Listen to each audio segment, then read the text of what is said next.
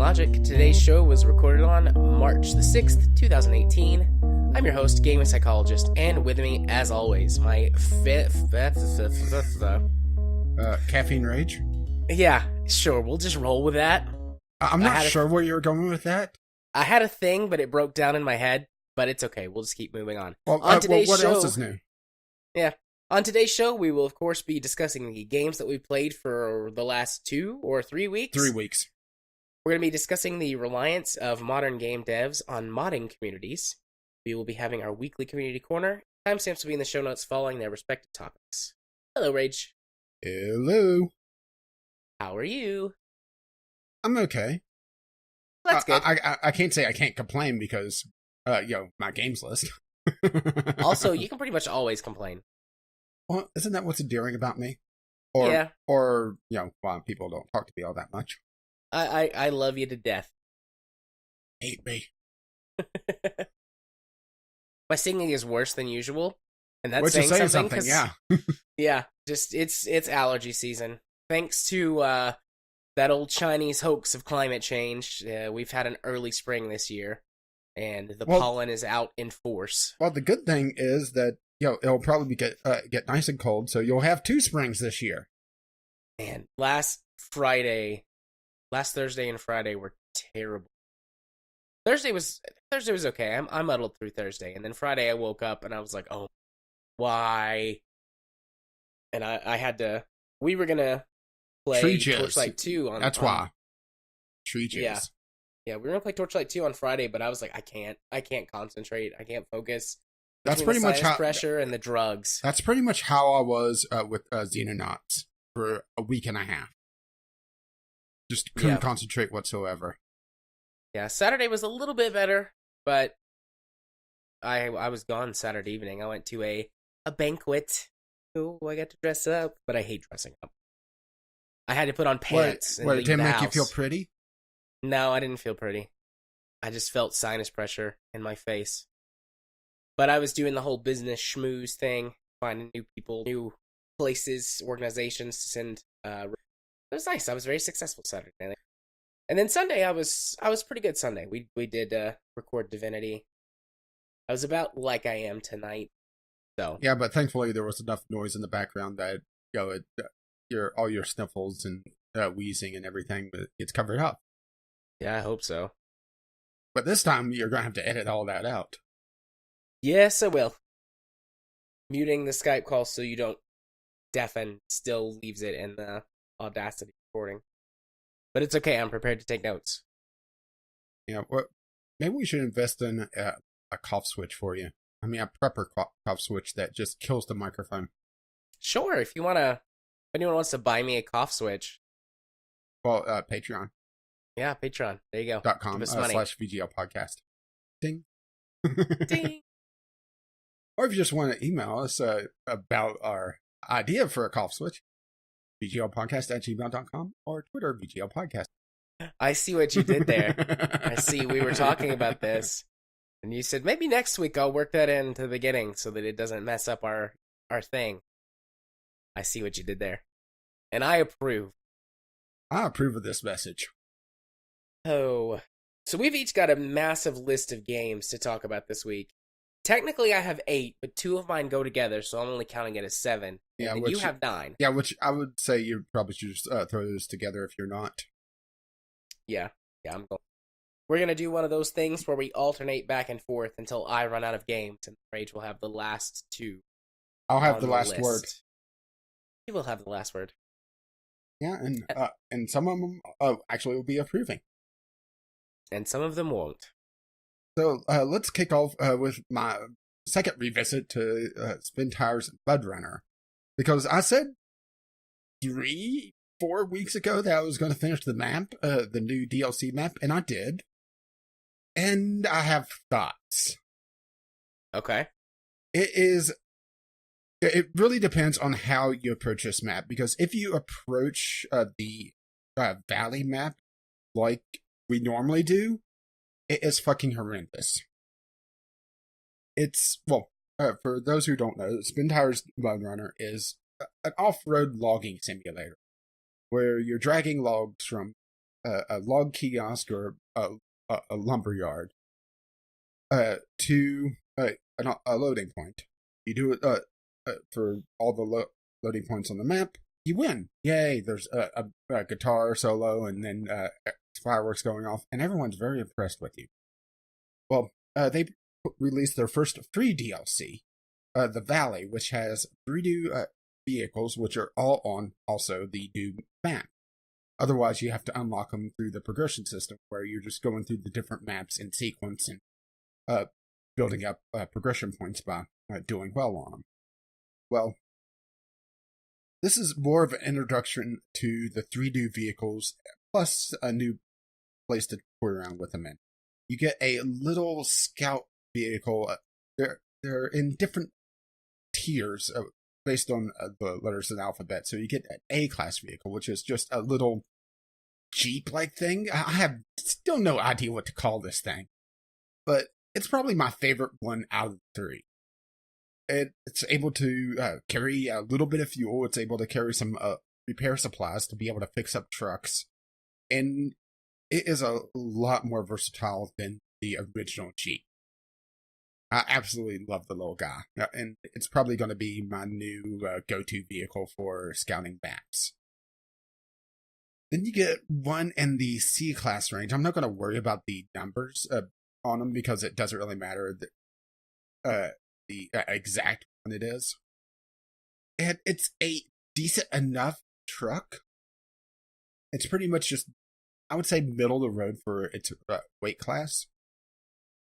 But the problem is that this map is not geared towards mid-ranged vehicles. It's weird. It's built around really small and really large vehicles because it's a very flat map. With a few hills here and there, but for the most part, it's flat, and it's like there was just massive storm and flood that just went through and knocked down, I would say, a good half the trees all around the roads and flooded the river that you have to ford. So there's rocks everywhere, there's trees down everywhere, and the smaller vehicle, the little A-class vehicle that you get in this map, is able to just go right over them. No problem. Or just be able to be small enough to work its way around and over all the rocks. The C-class that you get is too big to do that, but too small just to easily go up and over the large stuff. So for this map, it's not that great. Overall, it'd probably be a lot better. But then you get to the big guy here, and it's an D-class vehicle or an E-class vehicle. I'm actually trying to find it on the news here. On let's see, it is an E-class, which is the largest that they offer here, the E7429, and it's very fuel efficient, but it's not very fast. But it's able to just plow through this map, and it feels like it's built around 2 of the 3 cars for this map. This map is built around 2 of the 3, I should say. It's not a bad map. It's just, it requires a new approach to the game that I really wasn't used to. I don't usually use these massive trucks outside of just very basic dragging stuck vehicles, and that's it. Overall, though, because of the new approach, I do like the map. If you absolutely hate pumpkins, this is the perfect map for you, because there's this giant field of pumpkins. Excellent. Do they make a lovely squishing sound? Oh, yes, and there's an achievement for it. There's actually no achievements attached to this map directly, though, which is weird. Usually, that's a thing. But not this time. It's just an oddity. Overall, though, I did enjoy the map once I kind of figured out how to approach it. But because it's such a flat map, once I figured out the way to get around the obstacles built into the map itself, it was a very short map. Until then, I was just struggling because I kept throwing my the C-class vehicle because I was expecting that to be my go-to truck, but it wasn't. But I still really enjoy Spintires Mudrunner overall. It's a fun time. And on multiplayer, it's an absolute blast. I've actually gone button with Katie a few times in the original Spintires, not Mudrunner. And Spintires is just one of those games where you look at it and you think it's absolutely worthless. It's one of those that, how would anybody think this is fun? And then you start driving. And the next thing you know, 3 hours have gone by. Right? Yeah. And you've flipped 3 trucks, and you've got 2 more that are about to flip over, trying to get the other 3 out.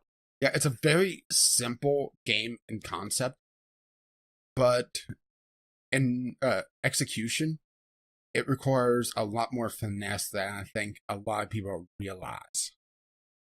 Once you figured out the game, though, it's not that hard, at least on the casual mode. Hardcore mode, it starts to really get crazy because you burn fuel a hell of a lot faster.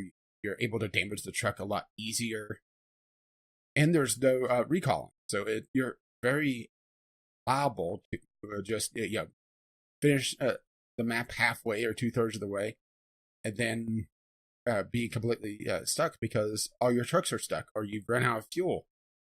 It's one of those things that hardcore mode is definitely hardcore. Indeed, it is. Now I kind of want to play Spintires some more as a relaxing, chill-out game this week. Yeah, well, as long as you're playing in casual mode, it's a good one to do. Just drive around. Hold my beer and watch this. Granted, Got a few of those moments. I would have to say that the Valley map is my least favorite so far, just because it's so flat. There's something about carefully navigating a mountainside, or Spider-Man way up a mountain that you're not supposed to be able to do just by winching to different trees. Spider truck does whatever a spider truck does. Right. Anyways. Yeah. It's pretty much, I just wanted to revisit this once I finished the Valley map, or had more time on it. I think I didn't see the problem with it before because you start off with both the A and the E-class trucks. The little one and the big one, and they both are able to navigate the map pretty easily, just once you drive them properly. Yeah. But that C-class, just because pretty much the entire map has trees down and over the road, it's pretty much worthless. But thankfully, it's just something that you find on the map. All the maps have hidden trucks that you drive up to them and they honk, and you're able to. You're carjacking. Truck jack. Yeah. And then you go grab some wood. Absolutely. I'm gonna wrangle my wood. Well, just don't go get your wood dirty. I'm gonna jerk it around like a crazy person, so I get it just right. Then you're gonna wrap it around a tree like Kyle. And then he bursts out of the woods and gives you 7 liters of fuel. Yeah. Here's your fuel. Bye. Oh. All right. Is it my turn? I think so. Unless you have anything to add about Spintires. Yeah, I don't think so. We've talked about it several times before. Okie dokie. Well, the first game on my list for this week is a game by the name of Sphere 3 Enchanted World. Allow me to describe this game to you with 2 questions. Question number 1. Have you ever played World of Warcraft? Which I know the answer to, but... Perhaps. Okay. Now, have you ever played any third-person RPG? Ever? Well, considering World of Warcraft... Well, I suppose I should say any action RPG. If you're considering the Game Club, I'm going to go with no. If your answer to these 2 questions is yes, you've literally played Sphere 3 Enchanted World. It looks identical to World of Warcraft from about 5 years ago. I took a few screenshots. Well, I'm looking at the screenshots on the Steam store page, and I would say it looks like an in-between step of the original EverQuest and World of Warcraft. Yeah, when you're actually playing the game, it looks much, much more just like World of Warcraft.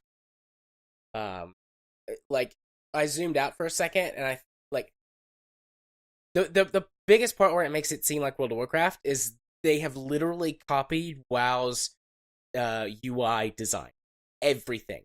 I mean, that's not a bad thing because their UI isn't terrible for the most part.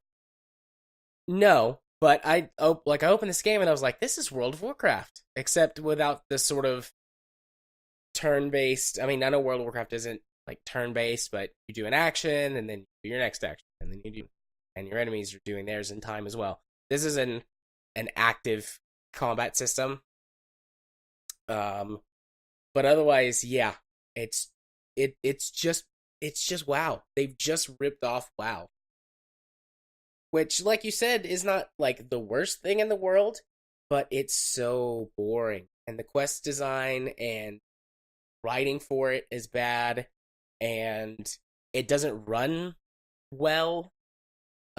Even with everything on like medium settings, the only thing that I had turned up was the what's it called, like just the distance that you can see out. Oh, so that's why this game looks. I'm drawing a blank on that, but I got a review code. Yeah, I did too for like a starter pack or something.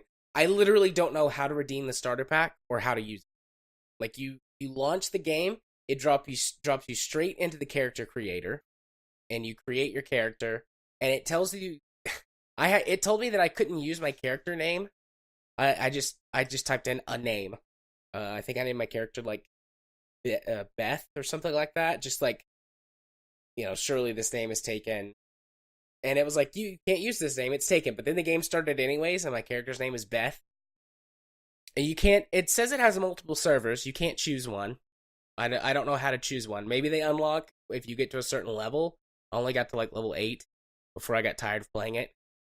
The gameplay is super choppy, it's poorly optimized, it doesn't work well, it doesn't look good. The UI is a carbon copy of WoW, but with it being a much more active game, that doesn't necessarily work. When you've only got like 3 abilities, that's fine, but as you unlock more abilities, even in the first few levels, it's like, oh, I'm running around and I gotta hit this and hit that, and I've played other games that have done this exact thing much better. The only thing that it's really got going for it is that it's free to play. Yeah, if I wanted to play an MMO that reminded me of WoW, but free to play and more action based, I would just go back to WildStar. Yeah, WildStar is better. WildStar is much better. And that's really all I have to say about it. I mean, it's an MMO. The store is terrible. I don't think there's loot boxes, but it's a really shitty Asian microtransaction store. So there's like a million things that cost a quadrillion coins. Yeah, you have to buy everything. Yeah, and it's one of those things that, because it's an Asian MMO, they're built around grinding and grinding and grinding. If there was any more grinding, you would be a barista. Hey-o. Or a stripper. Well, I was going to leave that one for you, But yeah, it's not very good. Would not recommend, even as a free-to-play. If you want a free-to-play MMO, there's better ones out there. There's like WildStar. Like WildStar, yeah. Or if you want the fantasy MMO setting as opposed to a sci-fi MMO like WildStar, there's better fantasy MMOs too, like Terra. Well, I would more call WildStar science fantasy. But yeah, that's fair. You want to get really technical about it. Well, I have to be technically correct. Fair play. So yeah, what's next on your list? So next up on my list is Fossil Hunters. This is a mining puzzle game. And it is annoying as shit. It does one of those things that, well, it's a mining game, so you probably see where I'm going with this already, where you have to hunt down your fossils and then drag them to a specific area to assemble them and progress to the next level. It's built like, I don't want to say that's a roguelite, but it's the same idea of progressing down a dungeon. And the further you go, the more stuff you unlock, and the more stuff you have to deal with as well. What irritated the shit out of me was the fact that it's pretty much random what fossils you find. To the point where I spent 5 to 10 minutes trying to find the last piece of a fossil to complete the puzzle, because what this is it's not a jigsaw, it's more of a slotting puzzle, even though it's not really the properly a sliding puzzle either, but it's sort of in between the two. I spent a good 5 to 10 minutes trying to find this last piece because I was still pretty early in the game on my initial, just play test to see what I think of it before making a video on it. Well, I had to find this fossilized foot, and I needed 2 of them, and they were fucking rare. I finally found the second one, and then because I dug too much in one area trying to find this fucking foot, the ceiling collapsed and destroyed the foot. Aw. Yeah. It's one of those. That sucks. And on top of that, there's also a few other things that I really dislike. For one, it's a physics based on the dragging. So you have to be very precise unless you do a lot more diggings to basically build a hallway to be able to drag stuff around, because, it's your fossils are pretty large compared to you. I mean, you're building dinosaurs, essentially. Well, the problem with that is that, if you're digging more, you're either collapsing the roof, which blocks off that hallway. You're finding other fossils, which gets in your way because it's a slotting puzzle. Or you're finding the wrong things whenever you're digging like that.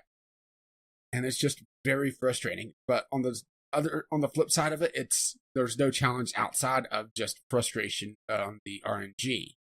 At least as far as I got, which was only a few levels in, because it annoyed me. Oh, and there's also this other thing where they introduced pretty quickly on the spider enemies, which I know you hate already. Yeah, spiders, no bueno. Thunder. Well, the spider enemies, for some reason, love fossils and love to eat them.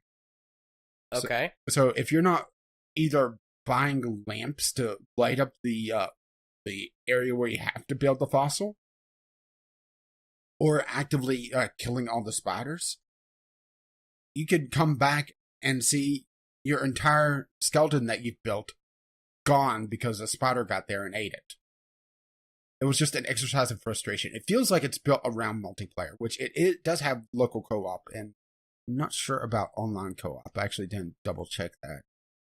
I think it's just local co-op. It says co-op, local co-op, so... Yeah, only local co-op then.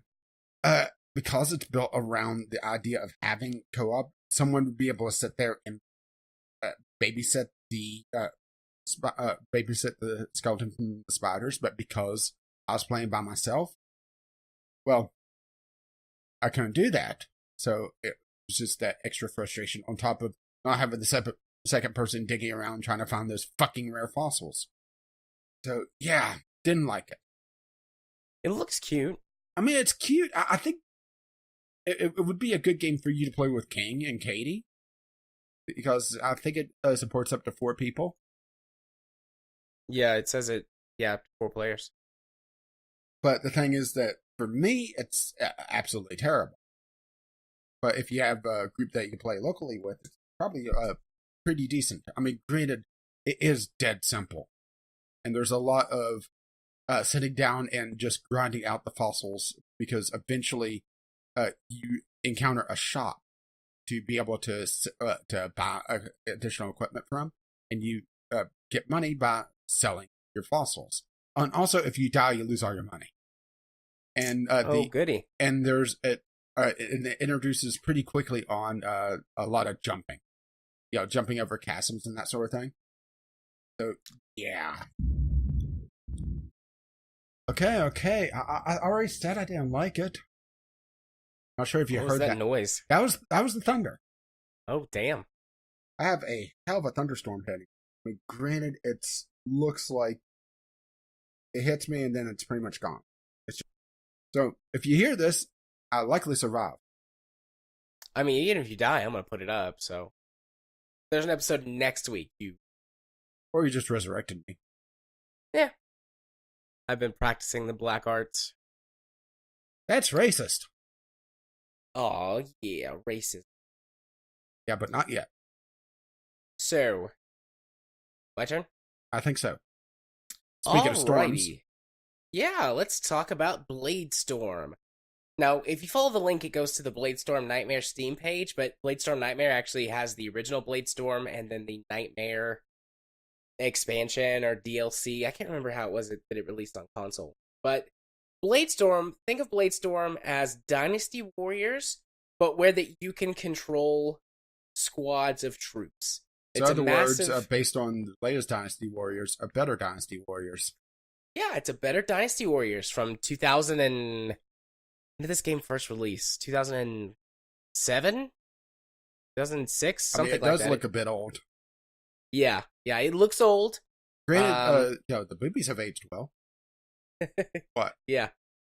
It's locked at 60 frames, so... Well, that's not a problem for me. I have a 60 hertz monitor. Yeah, I mean, I can't play it at glorious 120 or 144 hertz, but 60's fine. That's my bare minimum. So this is... I mean, it really is, like, silly, over-the-top, like, old Dynasty Warriors. In the original Bladestorm campaign, you're playing as a mercenary leader, mercenary commander during the 100 Years' War. Is it the War of the Roses? One of the big wars between Britain and France in the Middle Ages. And as you're going through, you get to decide which side to fight for as the story progresses. And it really doesn't matter. You kind of have to fight for both sides to actually progress the story.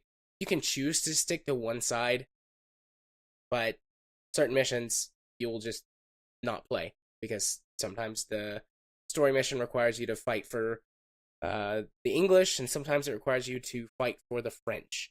But really, what you're doing is grinding in traditional Japanese game fashion. There are a number of different unit types that are broken down basically into cavalry, swordsmen, archers, and like specialty units. And then there's subclasses within them, and you have skills with each of the subclasses. And in order to unlock the story missions, you grind up the ranks of the subclasses. Once you hit a certain combined rank, so you don't have to get one thing specifically to a level up, it's just a combined level of all of your skills. You'll unlock the next story mission, which you can choose to fight in at any time. And the goal of these missions basically breaks down to hold a defensive point for X number of days, which the battles are broken down into 10-minute days. And you can accomplish certain missions within one day, but as the game progresses on, usually takes... So defend for a certain number of days, or capture a certain enemy post or number of outposts, or sometimes there's missions that are a combination of both. Once you get a little bit farther into the game, it starts throwing additional bonus objectives that you can do that boil down to essentially protect X unit or special unit or something like that, capture additional cities, ensure that X commander survives the battle, so you stick with them and protect them. Just little things like that to add a little bit of variety. When you start the game, you only have one character, but as you progress and essentially level up your reputation, other mercenaries come to follow you, and you can have additional mercenary captains in your army. And there are some pre-made ones that join you, but also every time that happens, you unlock a new character slot during your playthrough where you can create an additional mercenary captain if you want. And they start with all of their skills at level 1, but they can learn additional things. If you pick one of the pre-made captains, they can only use the skills that they come with. And they'll level those skills up, but you can't branch out. So, I created the most anime-looking character possible, based on all hair colors and hairstyles and things like that. And the armor outfits, I'm basically playing fashion, a fashion game where I murder thousands of soldiers. And do it fabulously. Extremely fabulously. And then my first commander, I made a very tiny anime girl for my main character. And then my first... Does she have huge tits? She does have really big tits. And a thick with many C's. Like it's THICCCCCC booty. But she's like 5 feet tall and has giant, bright neon green hair. It's glorious. And then she's wearing some kind of like wolf, dire wolf fur coat and this gigantic spiked helmet. It's wonderful. And then my first sub commander is like a giant man. He's like as tall as I can make him, 6, almost 7 feet tall, and he follows her around. It's great. I think I've seen this episode of Bleach. But so the original Bladestorm plays through the 100 Years' War, or whatever war it is. I don't remember exactly. And there's a story that unfolds, and there are characters that are basically caricatures of famous people from history, like Joan of Arc, and a couple of kings and princes and things like that. And if you listen to them, I mean, they're very Japanese. And if you listen to them with Japanese subtitle or in Japanese with English subtitles, it's fine. But you should definitely play this game in English because of how bad the voice acting is. Like it's so bad it's good. Like that level of bad, it's hilarious. How sometimes they're flat, and then sometimes they're really, really excited and like sounding weird. Then on top of that, after you play through Bladestorm, I mean, you can also just start with Bladestorm Nightmare, but I'd recommend starting with Bladestorm just to get a handle on all the basic combat units. After that, there's Bladestorm Nightmare, which is a fantasy version of the same thing that brings in vampires and demons and dragons and magical powers and things like that. And is a complete second campaign that's using the same map, but basically demons have invaded medieval Europe. And you have to stop them with your mercenary army. It's pretty good. Pretty good. Although not, in my opinion, not as fun and funny as the first one, because the first one is trying to be somewhat historical, but doing it in an overly comedic caricature type way. This is just fantasy thrown over the game mechanics, which is fine as an extension of the main game if you want to play more, but it's nowhere near as fun or funny. But yeah, it's giant medieval battles where that you can command squads of various unit types and go fight other armies and squads and take over towns. And it's just ridiculous how overpowered you can be compared to these other enemies. I mean, it really is like a version of Dynasty Warriors. And it's wonderful. And then every once in a while, one of the commanders comes out and they're more powerful than the regular troops and they give you a hard time, but you can still usually take them. It's fun. I love it. Maybe we should send it to Jim Sterling. Make him happy. I actually should ask him on Twitter if he's ever heard or played Bladestorm. Because he was so upset with the new Dynasty Warriors. Yeah.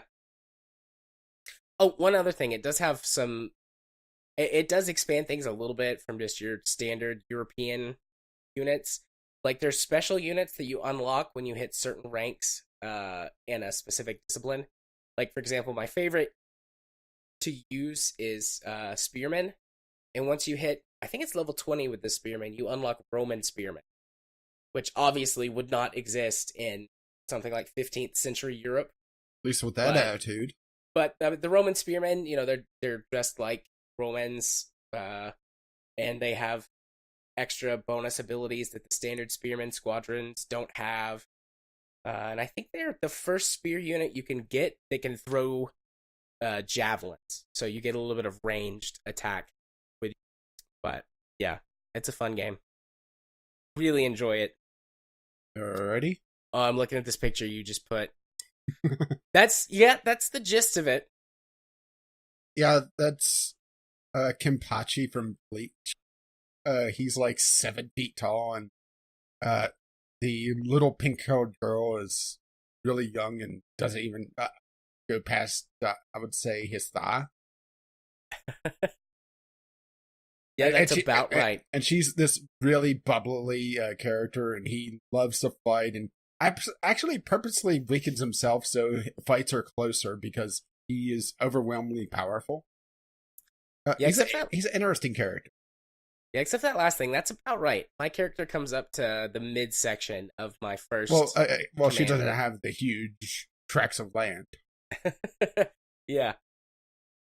Maybe we could get her to smuggle watermelons or something. Maybe. All right. What's up next for you? Okay, well, I have Algo Bot, which in Spanish it means something. Okay. Actually, it does mean literally something. Oh, okay. So I made that joke in the Sunday sampler. And actually So went it's full. called Something Bot. Yeah. Okay. This is a programming puzzle game. Think Space Chem, Human Resource Machine, that sort of thing. Only this one's a lot more limited or focused, depending on how you want to look at it, because this has a few solutions for every puzzle, but you're not as free as you are in other programming games. There's a definite best solution, and there's one or two variants, and that's about it. But anyway, you are on this spaceship going somewhere, doing something. Oh, hey, name, Algo. I'm joking about that. You're on a human colonization ship, and all the humans are in deep sleep, and you're performing maintenance. And things go wrong, and you have to try to solve them via programming. And the game has a very wall-esque. You have this hyper advanced little robot that's bossing you around, and the character that you play, she actually says, "Oh, great! They sent me a Mark 1 unit, a first version, to do all the work." The wall-esque feel where the very obsolete bot and the hyper advanced one. Yeah, but this game is built around building programs. Very simple, just drag and drop various commands. It's pretty much, actually, it's completely mouse driven. Just drag and drop, and really, there's not a lot to talk about here because it's pretty straightforward. There's a few interesting little things that it do, where there's function commands that unlock eventually, where you have various memory slots that you could drop a repeating program into to try to compress your programming, because you only have so many slots total, which is where some of the freedom gets lost. Because things like Space Chem, you can make them as complex as you want as long as you finish the puzzle. And this one also, it's limiting because your bot has to be in a certain place at the end of the program. If you look at the screenshots, you could see the white line where that's the only place that he could go, and he has to be at the very end, the red marker, whenever the program completes. So yeah, it's a very limiting thing. But they introduced some interesting memory and programming commands fairly early on. I was about halfway through at the 5-hour mark, so I would say it's not that long of a puzzle game, and there's not really a lot of reason to replay unless you are completely obsessive about perfection. But because there's no high score table and there's no really out there alternate solutions, I would say the replayability of this game is very limited. But if you're looking for a programming puzzle game, this definitely would be right up your alley. And it's also in that really spot for just impulse buy. Yeah, it's a really cute looking game. Yeah. Graphically, it's actually pretty good, all things considered. I mean, it's no Crisis. Yeah. But, it's done very cleanly. It's probably my biggest annoyance with the game is that there's no tooltips. And some of the icons are backwards from what you would expect, especially the picking up things and dropping them. Because eventually you have to, after a set of levels, shit goes down and it damages your supervisor. So you have to get your supervisor pretty much down the conveyor belts and pushing buttons, that sort of thing. But because there's no tooltips, if I go back to it now, it would take me a little bit to really figure out which tooltips are which. It's one of those things that's a minor annoyance. It's a minor nitpick. But there's not a lot that I didn't like about this. But yeah, Algo Bot isn't a bad thing. It's a cutesy little puzzle game. Well worth a look if you're looking for a puzzle game that doesn't throw or a programming puzzle game that doesn't throw too many crazy things into you, because Human Resource Machine is probably the best example I could give of a game like this that gets absolutely crazy, where it does a lot of essentially memory functions that you have to do a rather complex series of commands. But this doesn't seem to have that, at least as far as I got, which was about the halfway point. Interesting. I think I'm going to put this on my wish list.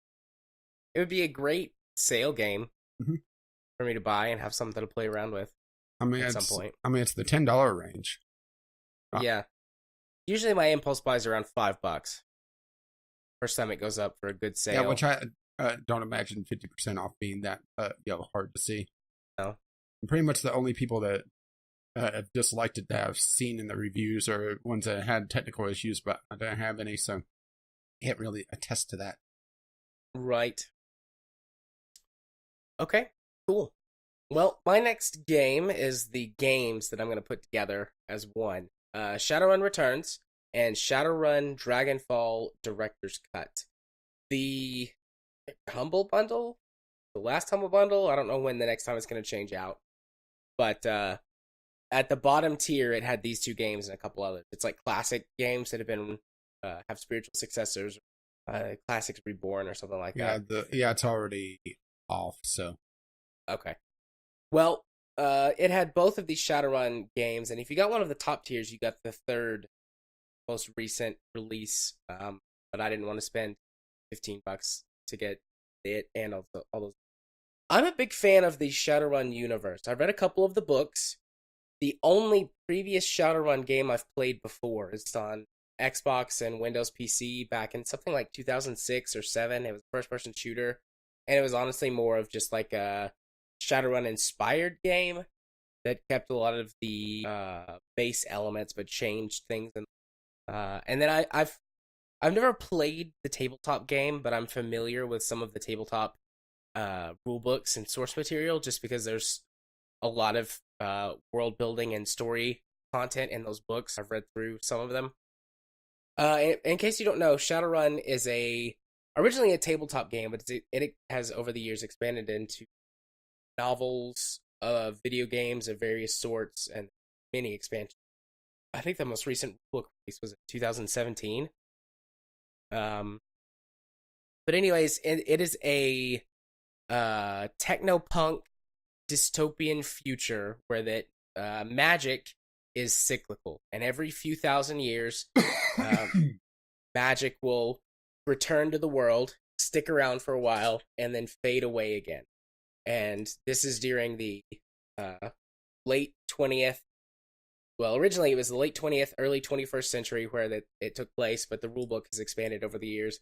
And I think currently they're in the 2070s, maybe even the 2080s. And there are a number of fantasy races, dwarves, elves, dragons, etc. Anybody can be a magic user. Well, not specifically anybody can. Like, any race can be a magic user, and it just depends on who has enough inherent magic strength to be a mage or a shaman. But there's also cyborgs and people who replace their body with robot parts, or some people actually make themselves cyborgs. There's it's literally called The Matrix, which is this game's version of the internet. Whoa. And it was The Matrix before The Matrix movie. So I don't know if there was any sort of borrowing there from the Wachowskis, but who knows? I've never heard anything about them being influenced by Shadowrun, but it would make sense because this game has a lot of that leather and sunglasses look to it that The Matrix does. Who knows? I have no. So it's kinky. It can be very kinky, yes. So Shadowrun, both of these Shadowrun games are isometric, turn-based RPGs that are modern XCOM light. So each character in your team has a set number of action points. It starts at 2, and as you progress through the game and level your character up, you can get up to 4 action points based on how you spend your skills. And this game is super RPG heavy.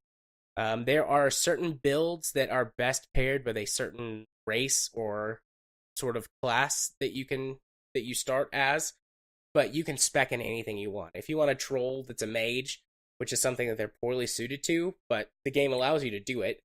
I played an elf because the elves have the most charisma.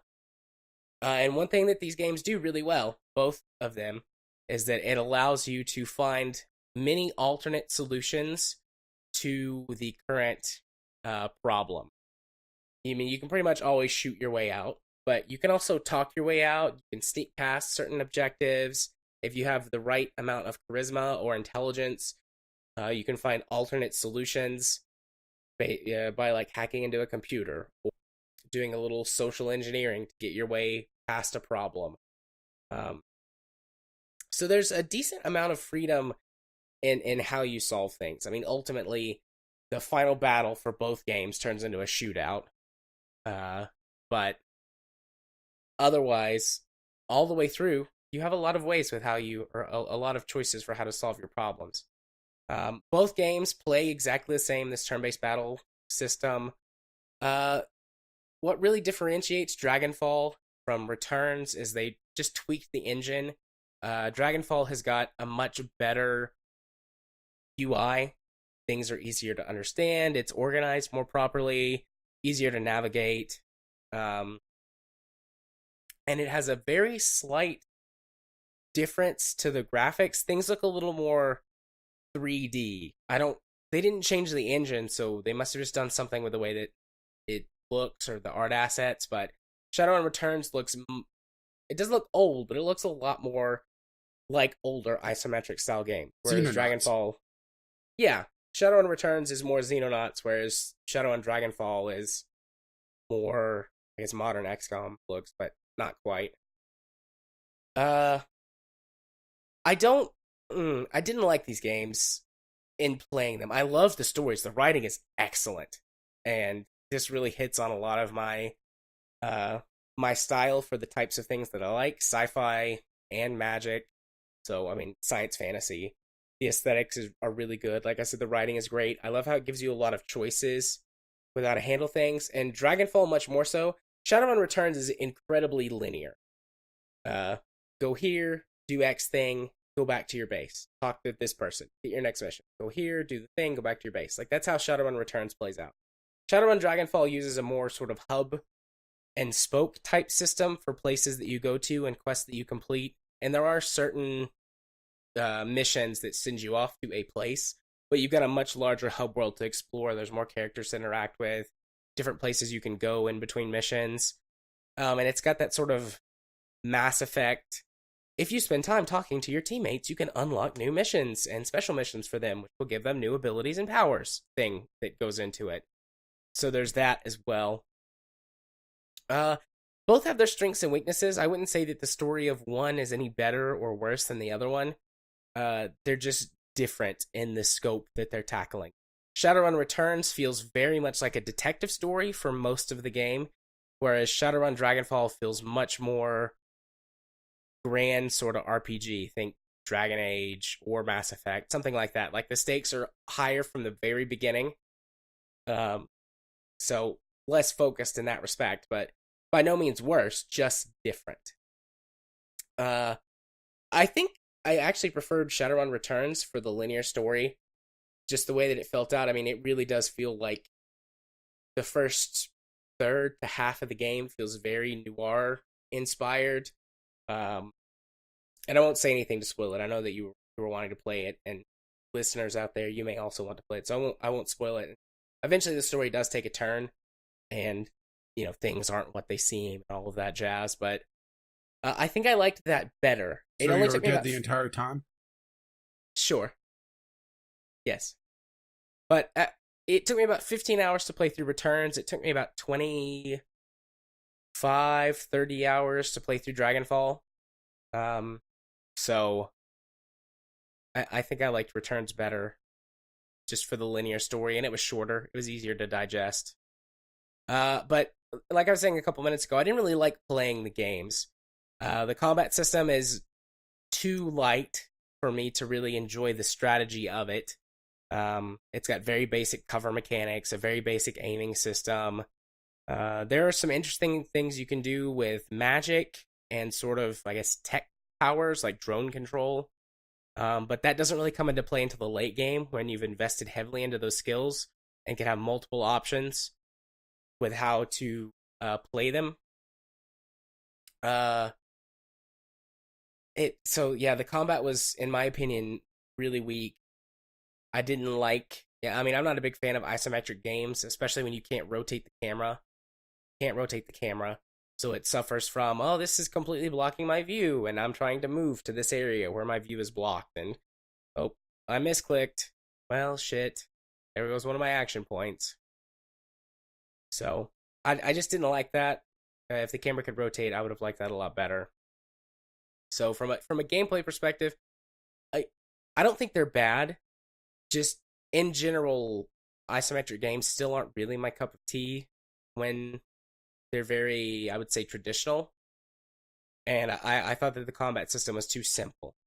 I mean, it might be perfect for someone who doesn't play as many strategy games as I do, turn-based, tactics or combat games or sort of that wider genre. So someone who's not as familiar with it might really appreciate it and enjoy it, but I found it too basic. I played through Shadowrun Returns exactly the way you're, supposed to. I didn't cheat. But for Shadowrun Dragonfall, you can't import a character from Shadowrun Returns, and I didn't want to start from scratch. So I just went into the console commands and gave myself a ton of starting experience so that I could level up a whole bunch and basically be where I was at the end of Shadowrun Returns. And the first bit of the game when I did that was super easy, but I'm not sure how a character who's playing through normally is supposed to beat some of those missions in sort of the mid-game before you've really gotten into your stride as a character with most of their abilities. Because, Jesus, some of them were tough.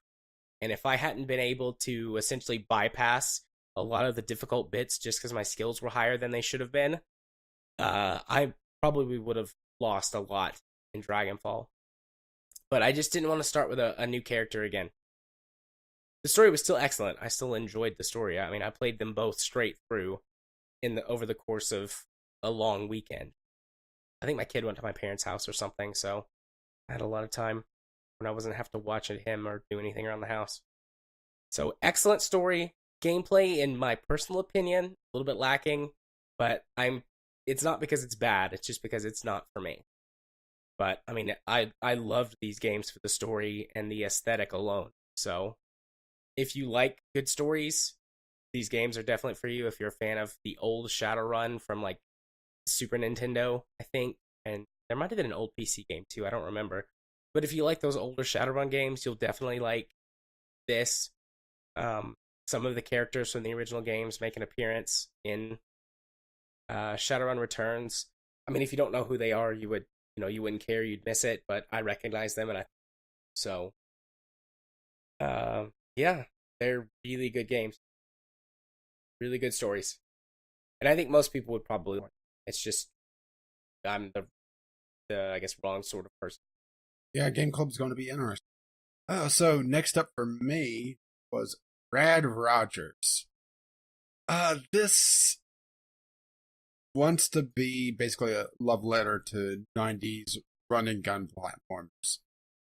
And they do that with probably the most annoying protagonist I've encountered in quite a while. This little shithead. It just is all mouth, and really, that's about it. And he just irritated the ever-living fuck out of me. So, I was not going to enjoy this to begin with, but then I started hitting some technical issues. Let's put it this way. This game is a lot more demanding than it has any right to be. To the point where tabbing in and out in borderless window mode, I was having some issues. Which says something, huh? Yeah. Usually borderless window mode is where you can tab to avoid problems. Mm-hmm. I mean, I tried borderless window, I tried everything, but so Rad Rodgers, it's like I said, it's a run and gun platformer. Love letter to the 90s, over the top, foul mouth, sort of Conker's Bad Fur Day-esque in that. Only probably my biggest problem with the game. Well, I have two major problems with the game outside of technical issues. One is that it's very visually busy. I mean, you just look at some of the screenshots and see just how fucking busy it is. Like the screenshot with all the purple and the buzzsaws. Yep. That is very hard to pick out in motion. And there was a lot of times just on the first couple of levels that I've ran into obstacles because it was very hard to pick out from the background of the objects on the character level and also the foreground, because it's one of those platformers that has a foreground layer, which just I absolutely hate. I hate it whenever there's things that obstruct my view because it makes it look more 3D when it's a 2D platformer. And it's just handles very awkwardly because of it. And the other thing is that a lot of the sections of the game requires, it's not really precision platforming, but more of a rhythm platforming, dropping platforms, timing events, like stalls like that would be moving, so you'd have to have a certain timing. Well, certain enemies, for no inexplicable reason, would suddenly have a lot more health. One of them out of a large group. And I would run into them constantly because, you're running and gunning, you're killing things very quickly. All of a sudden, you're running into something that is a lot more durable than you would think. Oh, I'm going to take damage because I was jumping at it. And this isn't Mario where landing on it kills it.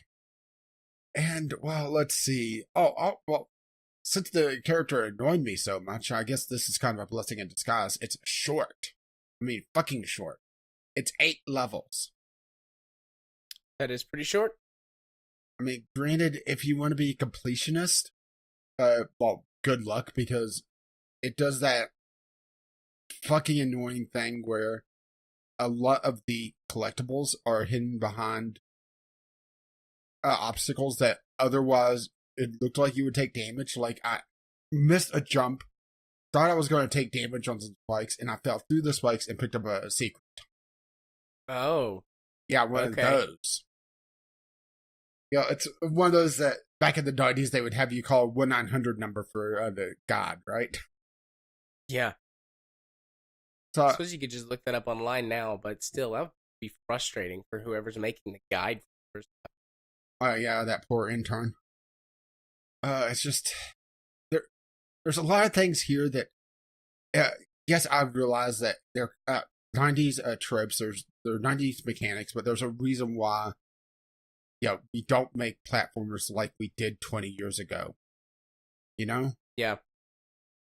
And it's just it's a combination of being very visually busy, having some technical issues. As a matter of fact, unless they fixed it in the last patch, which I haven't fired up the game since I originally toyed around with it for a little bit and then dropped it. It was actually impossible to 100% it because of bugs. That there was a couple collectibles that people were complaining that were not being collectible or able to be collected. Yeah. Which for a short game like this, where a lot of the emphasis on the replayability is to find all the collectibles, is unforgivable. Yeah. Let's see, anything else? They have this oddball rift system where occasionally you'll run into a part of the level that, well, you're in a video game, right? You're right. You're this little foul-mouthed shit of a kid that is refusing to go to bed, and he's up playing video games. And while his mom eventually tells him go to sleep and turns off the video game, while he's playing. I think we've all been. Yep, more than once. Well, he wakes up in the middle of the night, the game console's turned itself on, and he gets sucked in. Right. As you do. Yeah, I mean, we've all used that excuse as well. It turned itself on. Well, I got sucked in. Well, parts of the level, I guess this game was developed by Ubisoft, are just missing. Actually, it's published by THQ Nordic in 3D Realms, which maybe that explains a few things. Parts of the levels are missing, and you have to go into these rifts with Dusty, your console that's come with you for some reason. And it changes style of game from a run and gun platformer to this weird. Have you ever played the game Osmos? That 2D kind of floaty feel where you're having to. It's not even a shooter. I'm not sure how to explain it. You're having to dodge and weave and usually try to do something in these rifts. Either stay in a particular position long enough, but because there's so much shit coming at you, that's going to be very difficult. Or you just go over and hit X, and he punches the pizza level geometry into place.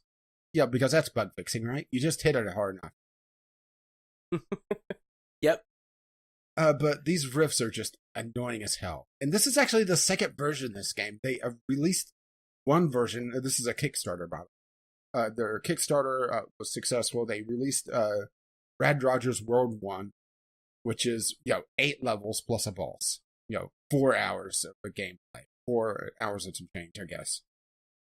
And that's 100%ing it. Well, this is the second version of it, just Rad Rodgers. And it's just, I'm not sure why they released a second version and added a couple vertical scrolling levels, and that's about it. Oh, and hats. They added hats. Woo, hats. Yeah. A good thing this didn't release like 5 years ago, then there would be a TF2 promotion. Remember when that was a thing? Yeah. I do, just barely. Yeah, I'm unimpressed by it just because of how visually busy it is. It never feels like it really gets its stride because there's long sections of, I'm actually kind of enjoying this. Okay, it's a little hard to see what exactly I'm trying to platform. Oh, suddenly an enemy's requiring me to stop because it has twice the health. It's just a weird thing, and it doesn't seem to be reviewed all. Well, it doesn't seem to review hardly any at all. So I don't think we'll be seeing more Rad Rodgers. That poor little foul-mouthed kid. Ah, well. Ah, fuck him. Okie dokie. Next on my list is Space Engineers. Space Engineers is a game I've played many times over the years, and it's been in early access for something like 2-3 years. Let's see, it released in October 23rd, 2013, so 4.5 years, roughly. Space Engineers has been in. I love survival crafting games. I was a huge Minecraft player several years ago of games like this, and Space Engineers is that perfect blend of survival crafting, easy to play and learn, and my theme being sci-fi theme. But Space Engineers has been plagued over the years with bugs and performance issues, and performance issues and bugs and performance issues. And did I mention performance issues? At one point, they actually advised turning the settings to max because how poorly or how weirdly the game was optimized. Having it set to max settings would be better even on weaker computers because of some weird issue with how it just streamlined the performance. So you could get better performance with the graphics turned up as opposed to lowering them. Simple. Like you would think you what would. You do is you rename all the graphic settings. Yeah. But the last 2 or 3 updates, they've really been like, okay guys, we're getting closer to being what we consider full release. We've got all of the features in the games that are in the game, and now it's time to streamline performance and fix bugs. And so after about 3 patches of this, last week I was like, I've played several very story-heavy games, something that was really, really like taxing to, with Xenonauts for strategy and things like that. I just want to chill, lay back, find some minerals, build some spaceships. Well, see, you should have went mudding with me. Maybe. But Space Engineers seems to have fixed many of its problems, especially on the performance end. Before, the last time I played this, my PC was the exact same build. The only thing that's changed since the last time I played this is I have a monitor with 144 hertz refresh rate as opposed to just 60 hertz. But before, I was very lucky to get a steady 60. It never dipped below 30, but it was extremely inconsistent and jittery, which honestly, in my opinion, is worse than just being able to run at a steady 30. But now it runs at a steady 120, and it is not jittery at all. There's an occasional sort of hitch whenever it's loading the next large chunk, because the scope of this game is huge. Like, you have a really large planet that you can spawn on. There's a couple of moons that you can go to. There is a Mars-like planet, an infinite amount of spawning asteroids if you're just flying around in space. So it loads really large chunks, and every once in a while you'll cross that line. But I think it adaptively learns where you're playing the most, because after a little while of my base, it stopped loading new chunks until I needed to go on an exploration mission to find ice, so that I could start converting it to O2 and H2 for my my first chemical thrusters to get off world. Or just generate all that and kept in memory. Yeah, it might have done that too. But for the first few hours, every time I would go on an expedition, it would hitch and load another part. So I think it is sort of adapting to, like, okay, you're in these areas, I'll put these in memory. The only real performance problem that I had was the initial load, or the initial boot, and then the initial generation of the world. But what I did was I just moved the install file from my hard drive to my SSD, and I didn't have any problems with that. Which, by the way, that's something you can do in Steam. You can change, if you have multiple Steam folders installed across multiple drives, you can move a game from one drive to another one without having to delete it and reinstall it. Yeah, it's very handy. I've done that. Yeah, I discovered that with Space Engineers, actually. I was like, oh, well, this will be neat in the future. They've also added a story campaign, which I have not tried. I didn't want to...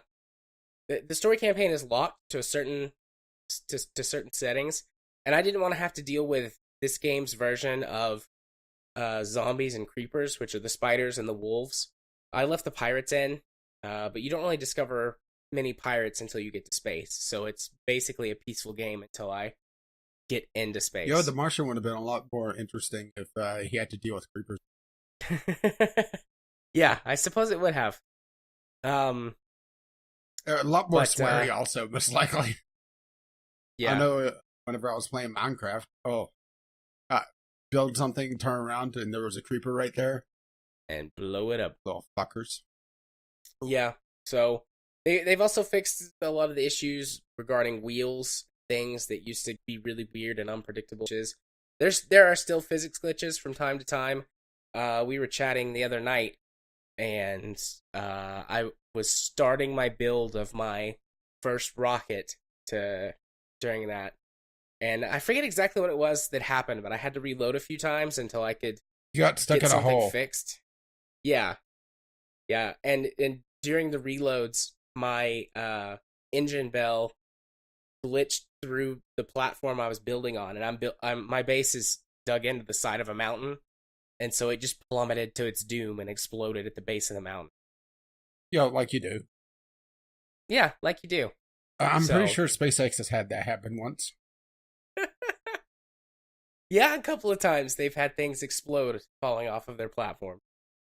I haven't played this multiplayer in a long time, but most of the people are still saying that multiplayer are where the game has a lot of issues. Just especially physics glitches with multiple people being in a server if it's not a dedicated server. So we'll see. But I remember Spaceman, and I played it for quite some time. We built we did the survival mode and started on the Earth-like planet and built a ship, and we were building a space station I believe, when we quit playing. And that was a ton of fun. So if they ever get the multiplayer issues worked out, I'd love to play this with some people multiplayer. Yeah, And maybe I'll it give it sounds another like, shot if they do a free weekend, see how performance does for me. yeah. Because it was technically playable, but it wasn't playable to the point where I would enjoy it. Yeah. And this game doesn't have the learning curve that a lot of other sort of survival style games do, because you don't have to worry about food or water or sleeping. There are some really advanced things that you can do, but like they're still beyond my level. Like you can build automatic fabrication facilities and create blueprints, and then the fab facilities can basically churn ships out for you based on the blueprints. Yeah, then you forget, you turn it off, and you come back, and the entire sector's filled with enterprises. Yeah, well, that's not so bad. Well, until the one from where the Borg wins starts going crazy. Yeah. But I've got something like 150 hours in this game, and I'm nowhere near that level. So yeah, it's very easy to learn, but it's got a really high skill ceiling for what you're allowed to do. Well, this is there are people who write. Well, sorry, go ahead.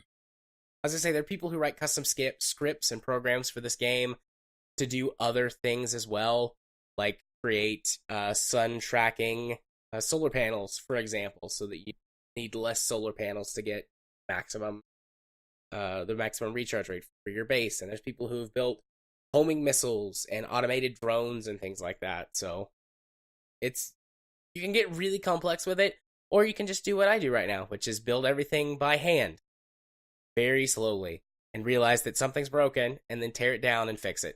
Well, I was going to ask, have you looked at Stationeers? You're on Steam. Stationeers. That sounds familiar. Stationeers is essentially space engineers only focused on bases. Okay.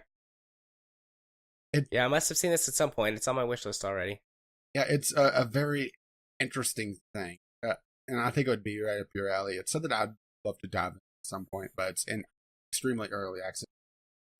Yeah, there's one other thing Space Engineers has added. They've added a cosmetic skin system to the game, which makes me wary. Right now, there's no way to actually purchase these. They're not in loot boxes or anything. There's a thing you can turn on when you do your world generation, which will spawn satellites that, well, it'll spawn derelicts and crashing satellites that, plummet from orbit, or when you're in space, they'll sometimes spawn in orbit near you. And you can go to them.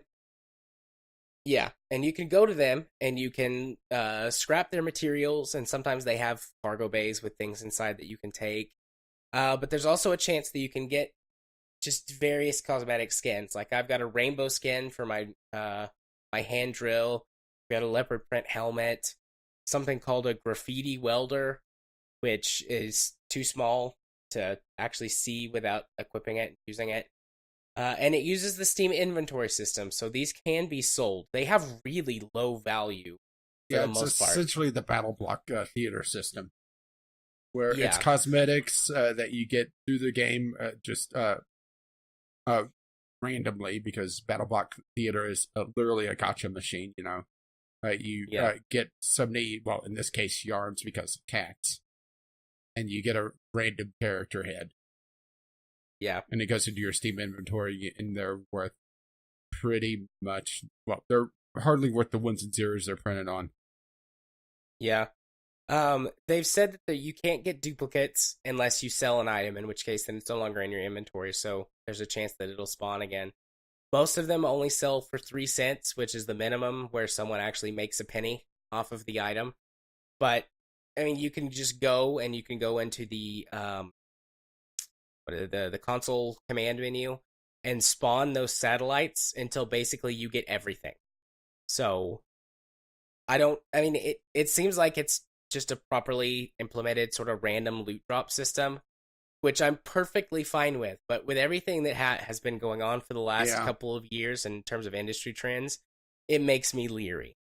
But at least with how it's implemented currently, I have no issue. It's just occasionally, oh look, I'll go see if there's a skin inside the cargo container. Well, it does encourage you to go do that because, you have a chance of getting a cosmetic. And, and pretty things do drive people. Honestly, the best thing that I like from it is particularly when the satellites spawn, they have small nuclear reactors powering them. So it's an unlimited source of free reactor parts, which are some of the most expensive or resource expensive parts to produce in the game. And also you get a small amount of uranium.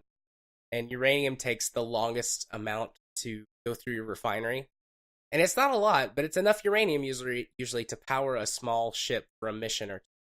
And especially in the early game, that goes a long way. Yeah, pretty much no reason to turn that option off, huh? No, unless you just find it annoying. It happens usually about twice an hour. You'll get a little notification chirp, and then you'll get a GPS coordinate tracking it, where it's falling out of the sky, at least on planets. I haven't encountered any in space yet. I've done one test flight to make sure that my ship worked properly to go up to space and come back. And I didn't see any during that time. Yeah, I'm just looking around. There are a few of these that are more expensive. Granted, those are likely limited items because like there's a few that's in the $10 range plus. Wow. Yeah, I haven't checked. All the ones that I have are like 3 cents. I have the most expensive thing is the Pharaoh Grinder, which is $36. Okay. Then that must be either limited or just it's rare. Rated. It has an orange rarity to it, so I'm assuming that it's extremely rare if it's in the crates at all. Yeah, it follows the standard WoW loot system, white, green. But also, I'm looking at the market and people just aren't buying these. Yeah, I mean, there's no reason to, because you can just find them all over. Yeah, let's see. There's a frozen suit, which looks like your suit just is covered in ice. Yeah, like you do. Yeah. And it's in the $10 range, and it's a purple. The only ones that I've seen really sell are it's called the veteran suit, which you only can get if you purchase the game before a certain point. It's like 2015, maybe sometime in 2016. So I have the veteran suit, but it's basically the standard suit, but it's like all tattered and worn down because it's like old. Like you. Yeah, like me. So Space Engineers seems to be mostly working, and that makes me happy. I just found the leopard helmet, and because of the lights on the side, it looks like it has cat ears. Yeah, I think the leopard helmet and the rainbow drill are my two favorite so far. And 2 were sold today for 3 cents each. So, yeah. There you go. Okay, so my turn? Yep, your turn. So, my next game up is Earthworms. This is a point-and-click adventure game where you're a psychic detective. And, well, it has an interesting art style, so it has that going for it. And that's really about it. This was another failed Sunday sampler, and I went around in circles in this game for about 10 or 15 minutes, and I'm not sure if it's bugged for me, which I was getting events happening over and over again. It wouldn't mark off a flag or an event flag that I've already done it, so he would be able to pick up the same thing over and over again and make the same comments. Or if I'm just too dense to get the obtuse solution, which is also very possible. But this game, it just reeks of quality because the cam on the counter and the third screen that you that you go through was named a hand. It had a typo. Nice. Yeah, that just screams that, this is going to go well, huh? But it started to get really weird really quickly, so I had a feeling that I wasn't going to enjoy it anyway.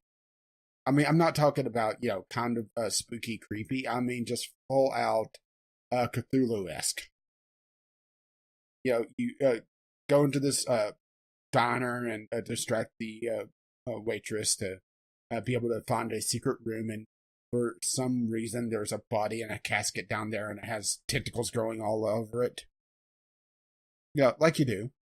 Indeed, like I do. And then you leave the diner and there's a pig head from the bar from inside the bar, now outside with go away written in blood. Detective doesn't even comment on it. It's like, yeah, well, must be Thursday. But the big hook on this was that, the psychic detective thing, where he's able to get premonitions about things. He's used it in his cases in the past. Well, according to him, because hell if I know, right? Because as far as I know, there's not another game in this series. And it's obtuse. You get a vague image of usually two things, and that's about it. And you have to try to figure out how those interact, if they interact. And I never got any of them to make a lick of sense. So that was the big hint system, was this premonition image system, which was just complete nonsense. And the fact that it was getting very surreal, which I don't enjoy to begin with, and it had typos in it, and just the puzzle that I was stuck on was giving me no hints and really no info on how to progress. So yeah, so Moon Logic, pretty much either that or the game was bugged. Which I'm looking at the screenshot on the store page, and unless there's a second thing, or a second time you use this computer, that computer screen that I'm looking at there looks nothing like the one I was dealing with. So maybe I was just bugged, which is very possible. I mean, the game had a typo in it in the first 5 minutes. Yeah. And you could see the guy with all the tentacles on him as well. So yeah, weird game. If you want a very cheap, very buggy, or potentially buggy point-and-click adventure, I don't know why you'd want this, but there you go. There you go, indeed. I will say it does have an interesting art style. It has a very painted art style. They mentioned an artist that they were emulating the style of on the store page, and I'm not seeing him. Edward Hopper. So it's based on his artwork, and I could definitely see it whenever I looked up some of his art, which I've seen in the past. It's not a name that really stuck with me. So I will say that it does have a good art style. It's a looker, but not a player. That's pretty. I mean, that's better than nothing, I suppose. So moving swiftly along, and Indeed, we're going to hit the 2-hour mark on this. Yeah, the next game on my list is Dark Souls 1. And somewhere Kyle has an erection. Kyle streamed a couple of weeks ago Dark Souls, and his intent was to play through the whole game in one evening, but he got sidetracked and got stuck in a couple places, and then got drunk. But it's been several years. Like I've played Dark Souls once a long time ago, and I didn't like it. But watching Kyle play it made me think, maybe I should give this another shot. And I had Dark Souls 1, and I just got Dark Souls 3 from the although that was by accident. I wasn't going to get it, but then I forgot to pause it to wait the month out, so I wound up. But yeah, Kyle convinced me to play Dark Souls, and he tagged along and watched me play for a while via stream. The game itself is not that bad. It gives me hope for playing the most recent Dark Souls, so Dark Souls 3, and a couple of the sort of Dark Souls type games. I forget specifically what it's called, but I'm thinking of the sci-fi one. The Surge? Yeah, The Surge. It gives me hope for playing those games, because I realized that my problems with Dark Souls were not the gameplay itself. It's definitely challenging in places. And I mean, I'm only in the first few hours of the game, but it's definitely challenging in places, but it's fair. Like, every time I died, I didn't feel like it was because, well, there was one part, but again, that was still my fault. Every time I died, I didn't feel like I was cheated or the game was unfair or whatever. It was very clearly, well, I fucked up and I got killed. There was the first boss that you fight. There's a platform that you walk out on, and it's during the tutorial section, and it tells you if you do an attack while you're falling, it's a plunging attack, and it does bonus damage. And I stood there on the platform for a second, and the boss looked up at me, and I was like, oh, that's interesting. He looks at me. I wonder if he's just gonna, like, wait here for the tutorial to, and, like, before I could finish my thought, he smashes the platform with his giant hammer, and I fall down, and he stomps me to death immediately. I was like, okay, cool. The definition of curb stomp. Yeah. And then there was one point later where that I was ganged up on by a group of enemies that I didn't see, but it was after I had made a mistake and died, and I was just running back to collect my souls, which souls are basically experience points you get from killing enemies. And if you die, you drop all of your souls where you were, and you can go back and pick them up to recover them. And I was just running straight back to get them, and I forgot that there was a group of enemies that I had fought through, and I ran past them, and they followed me up and killed me, right where I had died before. So I was like, where the fuck did those guys come from? And then I went, oh wait, I killed them the first time, and I just sprinted past them the second time, and they chased me up the stairs. Okay, good to know. So, like I said, every time I died, I didn't feel like I was, I felt like it was my fault. I had done something wrong, and I just needed to learn and do better. So gameplay-wise, and aesthetic-wise, and from what I know lore-wise, Dark Souls is something that has definitely piqued my interest that I'm considering playing through. But on the technical side, specifically for Dark Souls 1, I have heard that future Dark Souls games, particularly the third one, have done away with these issues. But trying to get Dark Souls working was a nightmare. Yeah, I've been told that you pretty much have to mod it.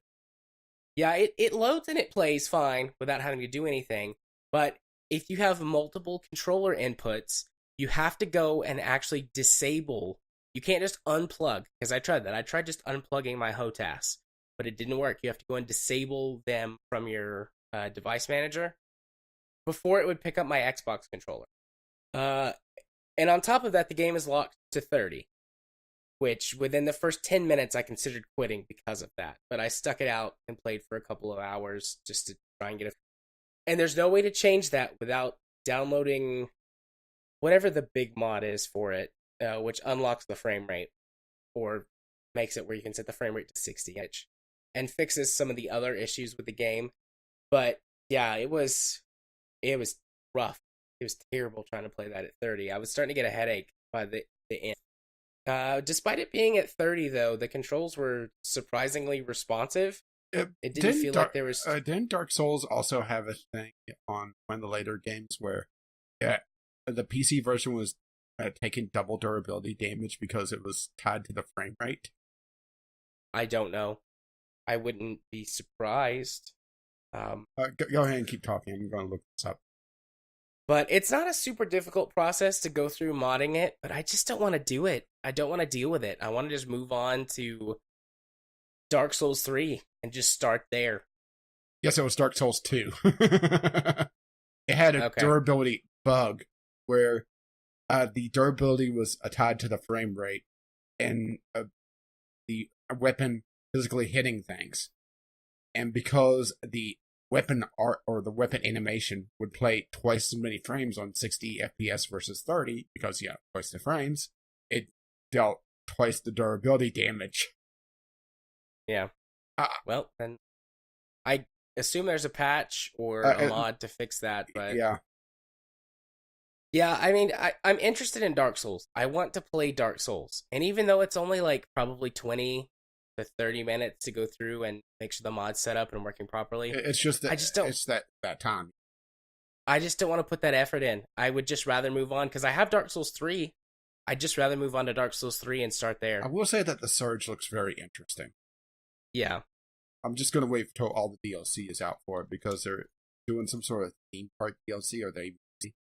I'll just pick it Oh up. shit, it's 60% off. Oh no. What? I said I wasn't going to spend any more money on games Surge and or just save up. Yeah. The Surge is only $16 right now. tempting? The complete edition is 25. Ooh.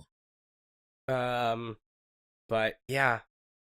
Yeah, I was surprised that I like Dark Souls, honestly, because I had, like I said, played it before and I hated it. And I don't know why I hated it. I don't know if it's because at the time, Well, I've never all those actually years sat down and ago, played it. It's just I had a friend that went absolutely nuts on Dark Souls and would talk about it obsessively to the point where I didn't want to even bother loading it up. yeah. I don't know. I've just changed a lot as a person and as a gamer in the 6 years since I played Dark Souls, 5 or 6 years. And I think just now I'm ready to play this type of game that is much more challenging and requires you to focus and things like that. So I'm into the game, but I just don't want to go through the hassle of making it the game I want it to be. And I know that there's the most recent one. Everyone, praised for improving on things I thought that they people praised the hated in sun. the older games. Well, they do that too. But, I think I might just skip to Dark Souls 3. I'm very sorry, Kyle. I know you were excited to do some co-op, but yeah, I think I'm just going to skip to 3. And then I might buy the Surge and play that too. I don't know. I said I wasn't going to spend any more money on games for a while and save up for that trip to your wedding, Kyle, but yeah, games, man, they're just calling to me. I think you understand. I think you'll understand. No, his wedding is several months away. I've been $16 on the Surge. But yeah, I like the concept. I like the game. I like the aesthetic. I like the lore. I hate how technically broken Dark Souls 1 is, and I don't want to go through the effort to fix it because I'm lazy, fucking lazy, guys. So Oh, don't worry, we know. Yeah, I think I'm just gonna skip to Dark Souls 3. It's like the Dark Brotherhood, we know. Indeed. Anyways, what's next on your list? Well, you had a very slow and clunky game. I have a very fast and clunky game. I have Meanders. This is a first-person platformer, so I think we see the problem already, don't we? Yeah. Oh, this is a first-person puzzle platform where actually I don't really know what's going on in this outside of you have to hit switches and dunk balls and put cubes in places, and it's one of those games that it's built around the possibility of speedrunning, but I don't spend enough time with the game to be able to get that fluidity. And if you don't know where things are in this game, it's very annoying. I actually went through a fair amount of this game, to be perfectly honest. It has a lot of very short levels. Actually, it shows me only playing a half an hour of this, and I know I played more. It has a lot of very short levels where you're able to beat them very quickly, but if you want to get all the unlocks, which actually I don't know if they do anything, I don't see any achievements attached to this. Oh, actually, never mind, I do.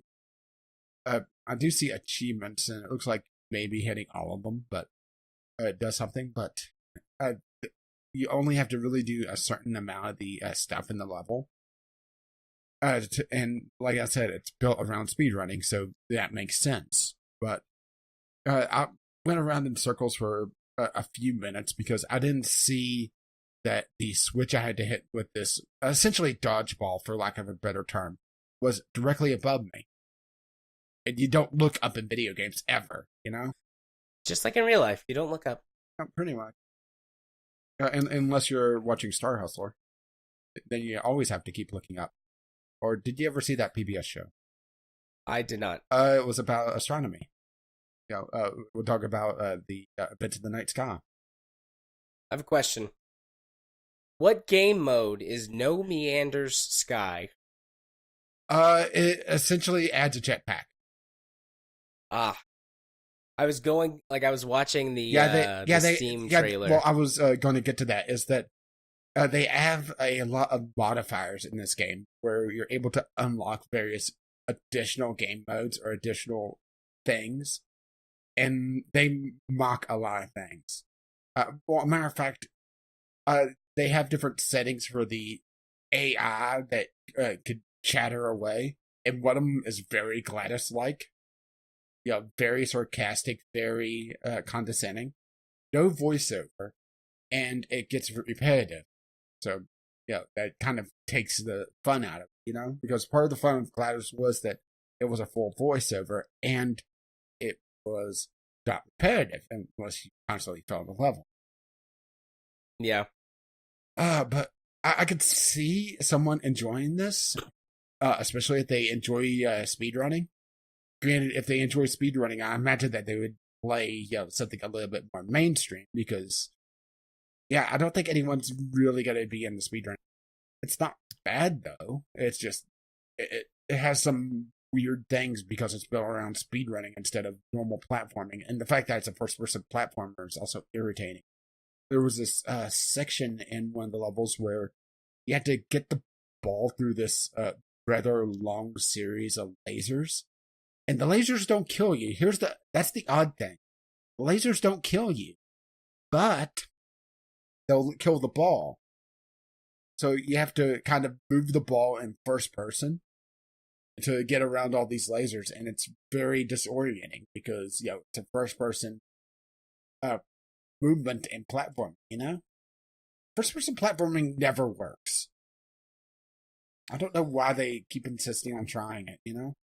Yeah, it's got a pretty nice art style. Yeah, I like that. They have a lot of different filters and modes on it as well. You can see one of them on one of the screenshots where it's a purple, essentially 80s grid.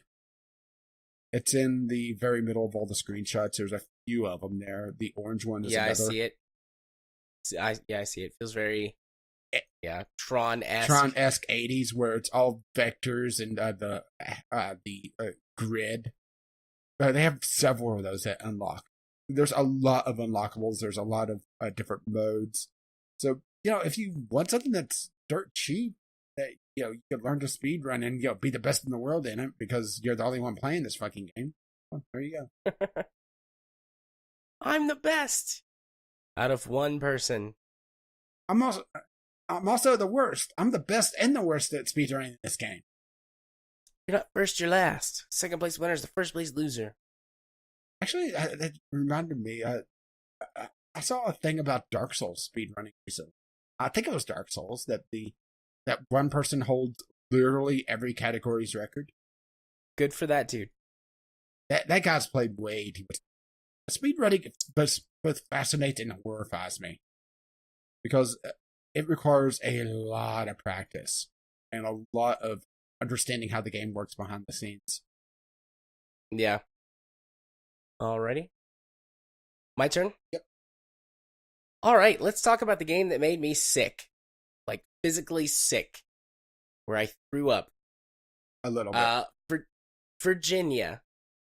Virginia is a walking simulator game that is genuinely trying to emulate an episode of, at least in its style, an episode of a Law and Order or something like that, with the way that you observe a lot of things happening in the story as opposed to partaking in them, and the way that the camera movement is, and the way that it cuts between scenes. And on paper, that sounds like a really good idea, and there might be a way to make it work. But Virginia is not that. No, Virginia is a vomit comic. There are quite a few people, like, it's not a rare reaction I discovered within, 5 minutes of Googling about the game, that it makes people sick. There's a combination of things that do that, and I'll talk about the story in a little bit. I didn't finish. The game's only, 90 minutes long. 2 hours if you really explore all of the environments and find the various collectibles. Yeah, but why would you? Yeah. It makes people sick through a combination of things. Number one, it's got an artificial, exaggerated head bob as you walk. Number two, the field of view is too narrow And also, it does this weird dynamic field of view to give different scenes different looks, but it changes rapidly because the game uses jump cuts, like you would see in TV shows. You walk into the elevator and the doors close, and then jump cut to a hallway as you're walking down the hallway. And it's very disorienting with an extremely narrow field of view. My guess is it's somewhere between... So Resident Evil, the original Resident Evil. Yeah, like that, only in first person instead of with tank controls. But my guess is that the most common frame rate, or not frame rate, the most common field of view is somewhere around 50 degrees, 45 to 50 degrees. Oh, that's horrifying. There are certain scenes where I can tell that it's punched out a little bit to somewhere around 65 or 70.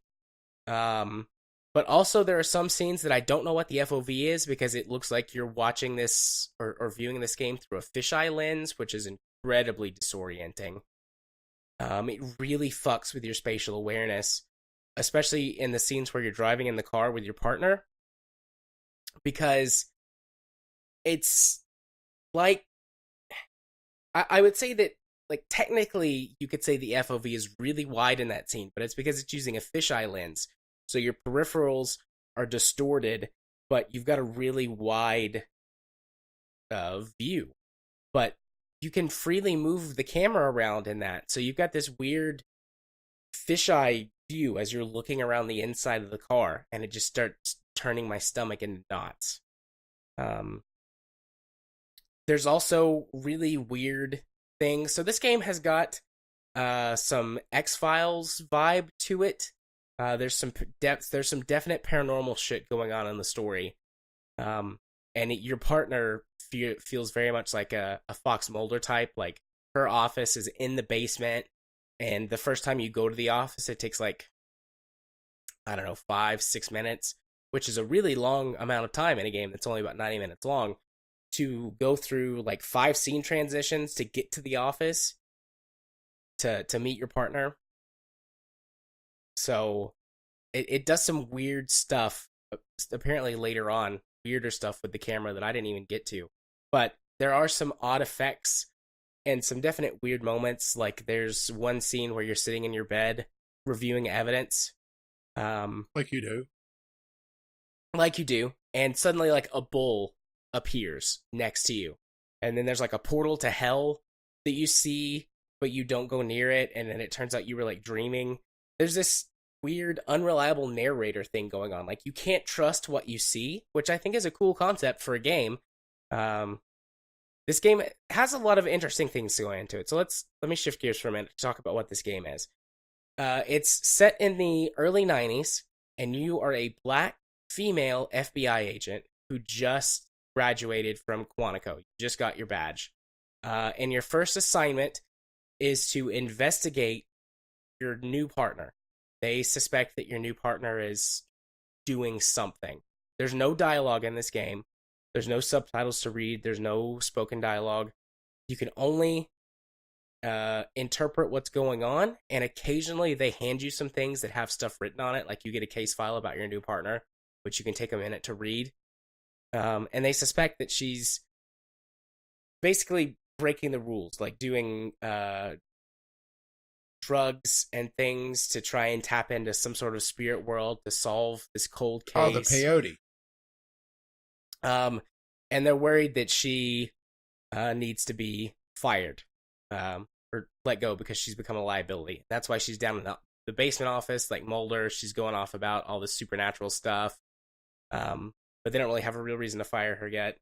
So you're sent to be her partner and investigate her. And as the game progresses, you come into contact with these weird, unexplainable things, and you get this very unreliable narrator sense. Like I said, this scene is treated seriously, like you're reviewing evidence, looking at the things that you do from your first day on the case, in the bedroom of your hotel, and all of a sudden, you're like having this out-of-body experience, and you see your character sitting on the bed, and this bull just randomly appears in the room. And you saw it earlier during one of the previous scenes, and it's standing in your bedroom, and it walks over and like opens your closet, and there's a portal to hell, I think. to Portal to Hell. It's like all red and smoky. And you try and close the closet, but you can't. And then this like monster starts to come out, and then you swap back to your character on the bed, and everything like vanishes. And there's other times where you see stuff, and then you like pan the camera away, and then you look back and it's gone. And later on in the story, sort of agree with your partner that there's some weird stuff going on, and you try and have a spirit walk by also taking the peyote. And around that time was when I got sick and threw up and decided that I was just going to stop playing it and read the rest of the story. Bad trip. Yeah, I got massive simulation sickness from this game. The first time I played it for about 30 minutes, and it took me roughly 2 hours to recover. And the second time I played it, I was like, okay, I'm going to take this in much smaller chunks, 10 minutes at a time or so. Take your anti-air sickness pills. Yeah, and over the course of the next couple of days, I'm going to finish this game and experience the story. Because I really like games that try new things. And this is a big spin on the sort of walking simulator, or a new take on that. And it also addresses some interesting story points, being a black female FBI officer in the 90s. There's very clear racial bias against you in the game that you can't do anything about. Not only are you black, but you're also a woman, and also you're a brand new FBI agent. So you literally can't do anything. And there's nothing like violent or graphic, like rape or anything, but characters give you looks and will like shove you out of the way in the elevator and things like that. So it's a really interesting way to use video games as a tool to bring that sort of racial and sexual bias up. And I like the idea of doing these sort of TV-esque cuts and story structures and things like that. And maybe if they had fewer of the FOV and camera bob and weird distortion effects for certain scenes, like maybe that would have worked out a lot better, but it just made me sick. So unfortunately, I couldn't finish Virginia. I had to look up the rest of the story online to see what happens. And it goes to the X-Files, basically. There's some X-Files stuff that happens. So the story looks really interesting, and like I said, I like the concept, I like the ideas, I give it huge points for originality, but, man, that trip to the bathroom to throw up was no good. Yeah, it's a shame that make it more technically sound. Yeah. Yeah, I got this on sale for like $1. Sounds like you overpaid. So, maybe. I don't feel like I wasted my money. Like I said, I like the experience. It was very thought-provoking. I just wish that it didn't make me sick, so that I could actually... I think it's a good game under there. They just tried to do There's a reason why outside the box. Some game mechanics are very set in stone. Yeah. So... Thankfully, you can turn off motion blur. I can't imagine how vomit-inducing this game would be with motion. Originally, the game didn't have any options to change anything. Ew. And so many people got so sick and complained. They're like, okay, we'll change what we can. And motion blur fixed it for a lot of people. Yeah, it's no good. No good in that respect. So, I'm up? Yep. Okay, well, it's my turn for Walking Simulator. This is one that would be a pain in the ass to try to... find on Steam. 0 degrees north, 0 degrees west. This is essentially a walking simulator with no goals while on an LSD trip. Or, since it's a video game, graphical drivers bugging out and going absolutely batshit insane. There's a little bit of a story in the very beginning where you're given a video of a guy packing up to go on a trip, and he's driving across country, and he comes to this little town, I imagine the American Southwest, just based on some of the landmarks that he's passed in the video, and he comes up to this theater that's 0 degrees north, 0 degrees west, which is actually, well, there's a Tom Scott video that's a very interesting thing about this particular coordinate is that whenever a GPS bugs out, it will report a 00 to the point where there's technically an island of all these GPS devices for split seconds.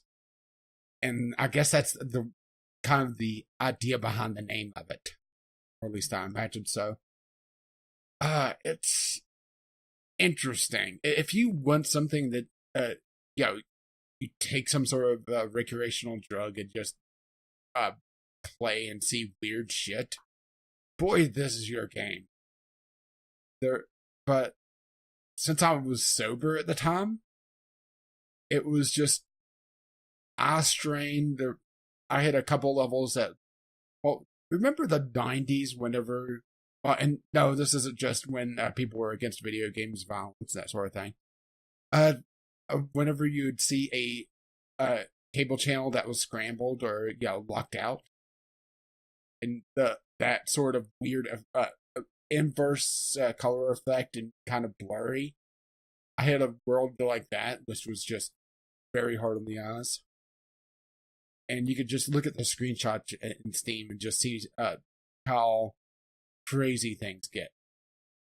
And because of the extreme colors, it can be very hard to find the exit to the level to go to the it's not even levels, it's just walking areas. You just walk around. It's about exploration, which I could kind of respect, but at the same time, it's just so nauseating to me. I mean, granted, it wasn't to the degree of Virginia for you, but it's definitely not for me.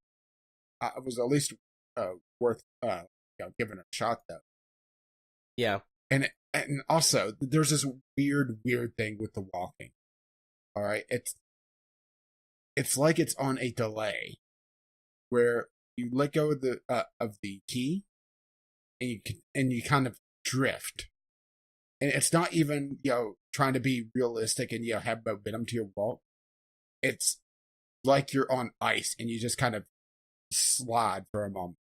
It's just very weird. Thankfully, I can't say that there's no platforming in it, because one of the first levels I hit, or one of the first areas I hit, I had to do some jumping around to be able to get out of this little confined room that was like this LSD graphics nightmare.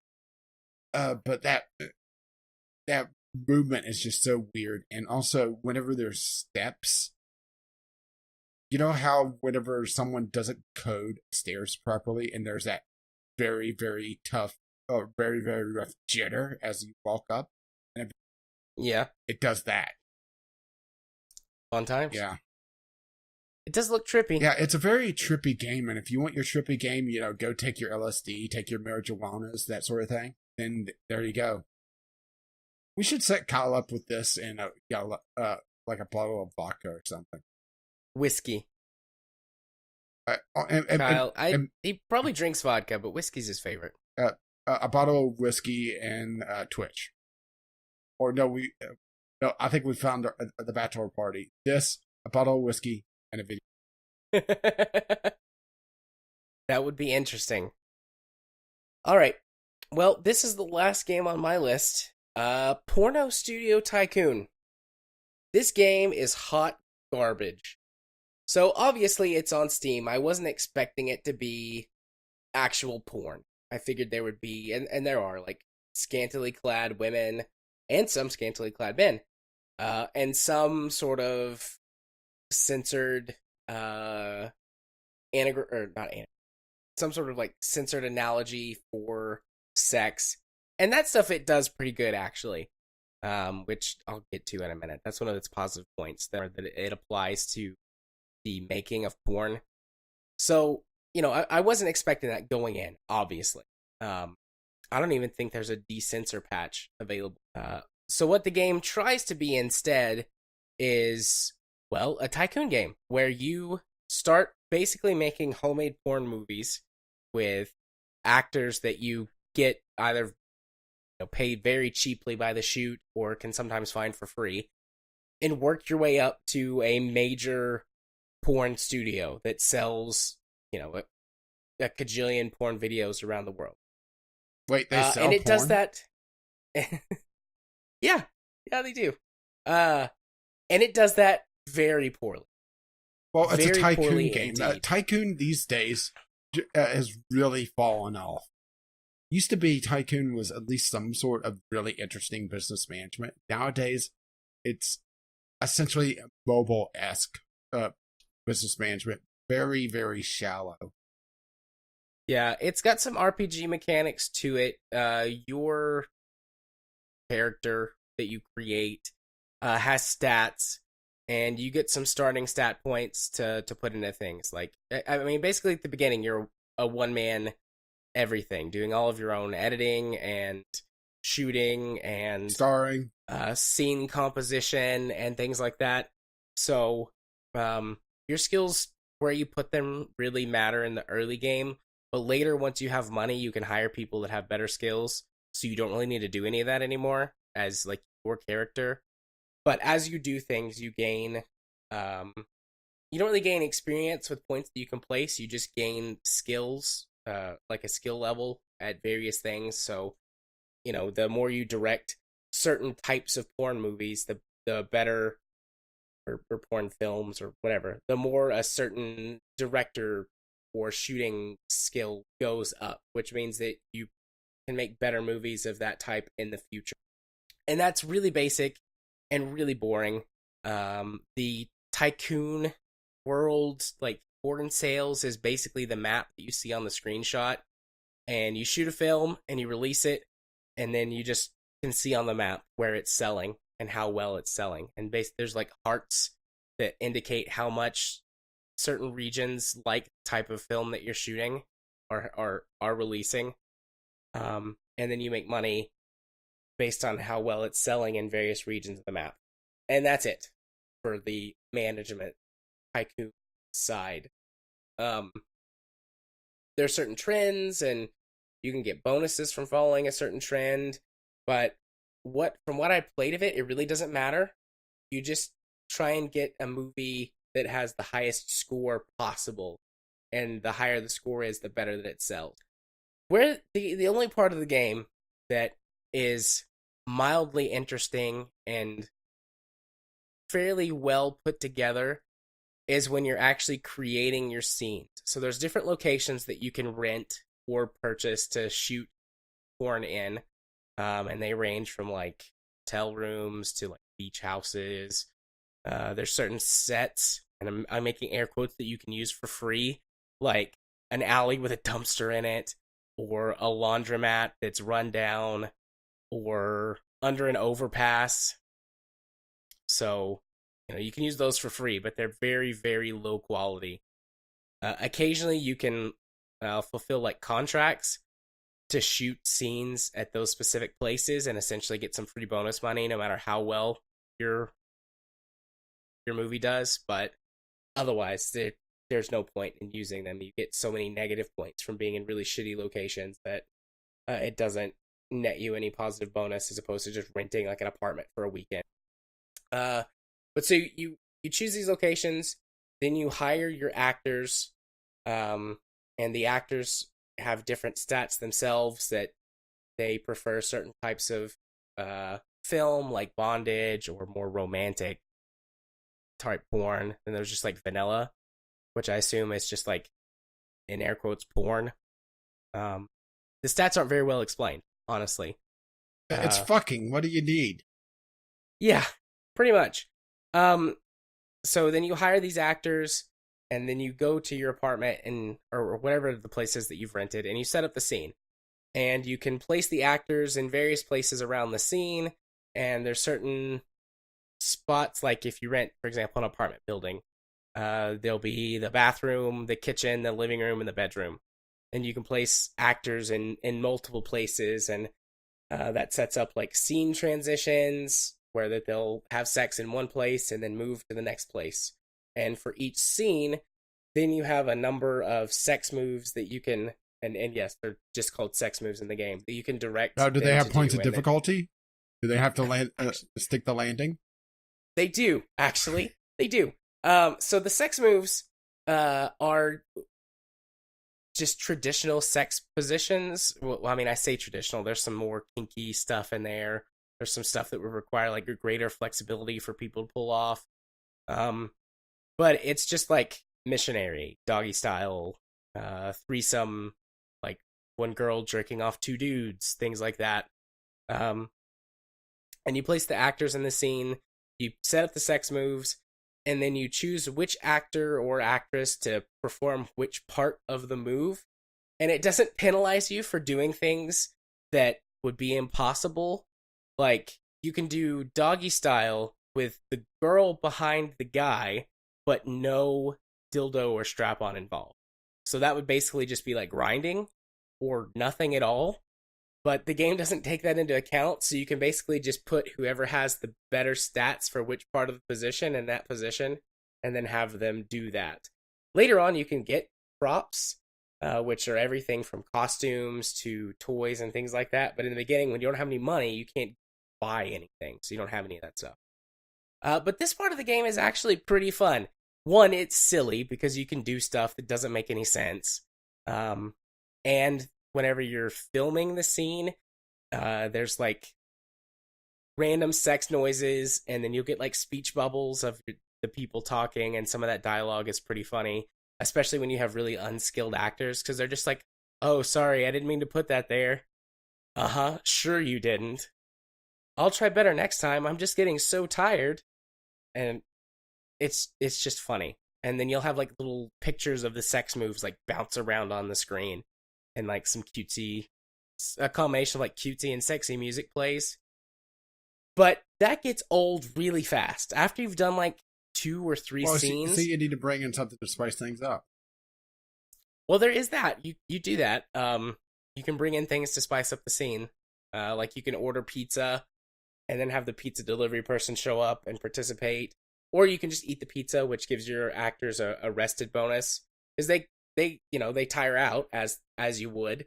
And so there's only so many scenes you can shoot before you have to do the finisher scene, which it uses like a milkshake, like dripping, or like shooting out for like different ways for your scene to finish. And it depends on like whether the female character was the lead or the male or whatever. And I'm sure you can figure out what the different types of milkshake. But yeah, there's different things you can do to spice it up. You can, between scenes, you can move things around, choose different sex moves. If you have props and toys, you can use those. Like I said, you can call Pizza Man. You can do a photo shoot for like advertising purposes. And then basically that's it. Once your actors are too tired or you've completed all the scenes you set out to complete, you wrap up your porno and you go back to the editing studio. And if your video didn't receive very many points, you can basically chop it up and use it for advertising for your studio, which gives you a temporary boost to your sales. Or you can edit the film with like really simple editing. It's just like a slider bar. Like spend X amount of time editing this, and it's like lighting, scene composition, and transitions, I think, are the 3 bars. But basically, the more time you spend editing, like the more sort of bonus points you can eke out of your movie. And then you make like a really, really shitty cover and give it like a stupid porn name, and then you release it for sale. And that process is novel, like 1 or 2 times. And then it's like, oh, this is all there is to the game. And this is no longer funny. This dialogue is just annoying, and everything takes way too long to complete. So there's just no real depth to it. There's a few things that unlock later, like you can put together a website, which I don't know why you can't do that earlier, because this game is not set like in the 70s or anything. But you can't put together a website or distribute your videos online to other platforms and make like constant ad revenue until later. But I looked that stuff up, and it's basically like a toggle on your video. It's like, do you want to sell this and put it up for free on some site where you can collect ad revenue? Like, that's it. So there's no real depth or strategy to it. So it's a Tycoon game, or modern one. Yeah. And the worst thing about it is that in the name Porn Studio Tycoon, the Tycoon part has 3 boobs. Like, why? Tycoon only has 2 O's in it. It would make sense for a pair of breasts, but they put 3. They're fans of Total Recall.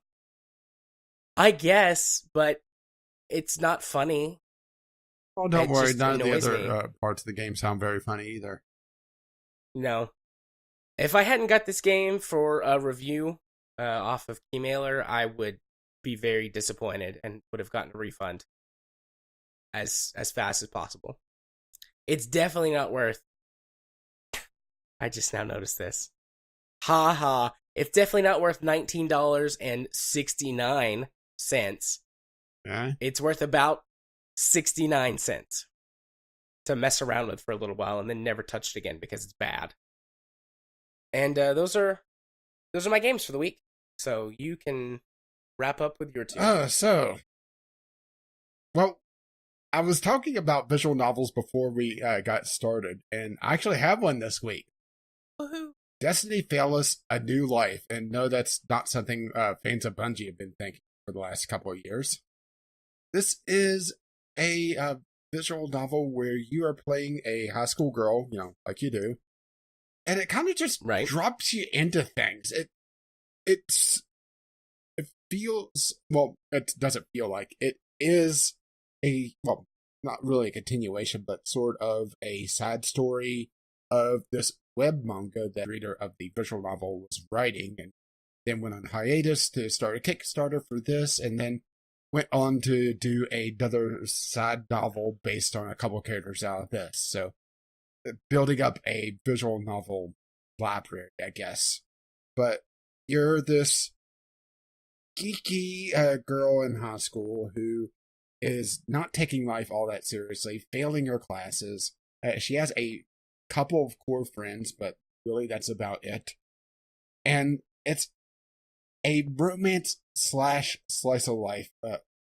Yes, there is a romantic path with several endings to head towards with different guys, but also it meanders a lot and it pads a lot. And considering the game, well, my initial playthrough was 4 hours and some change.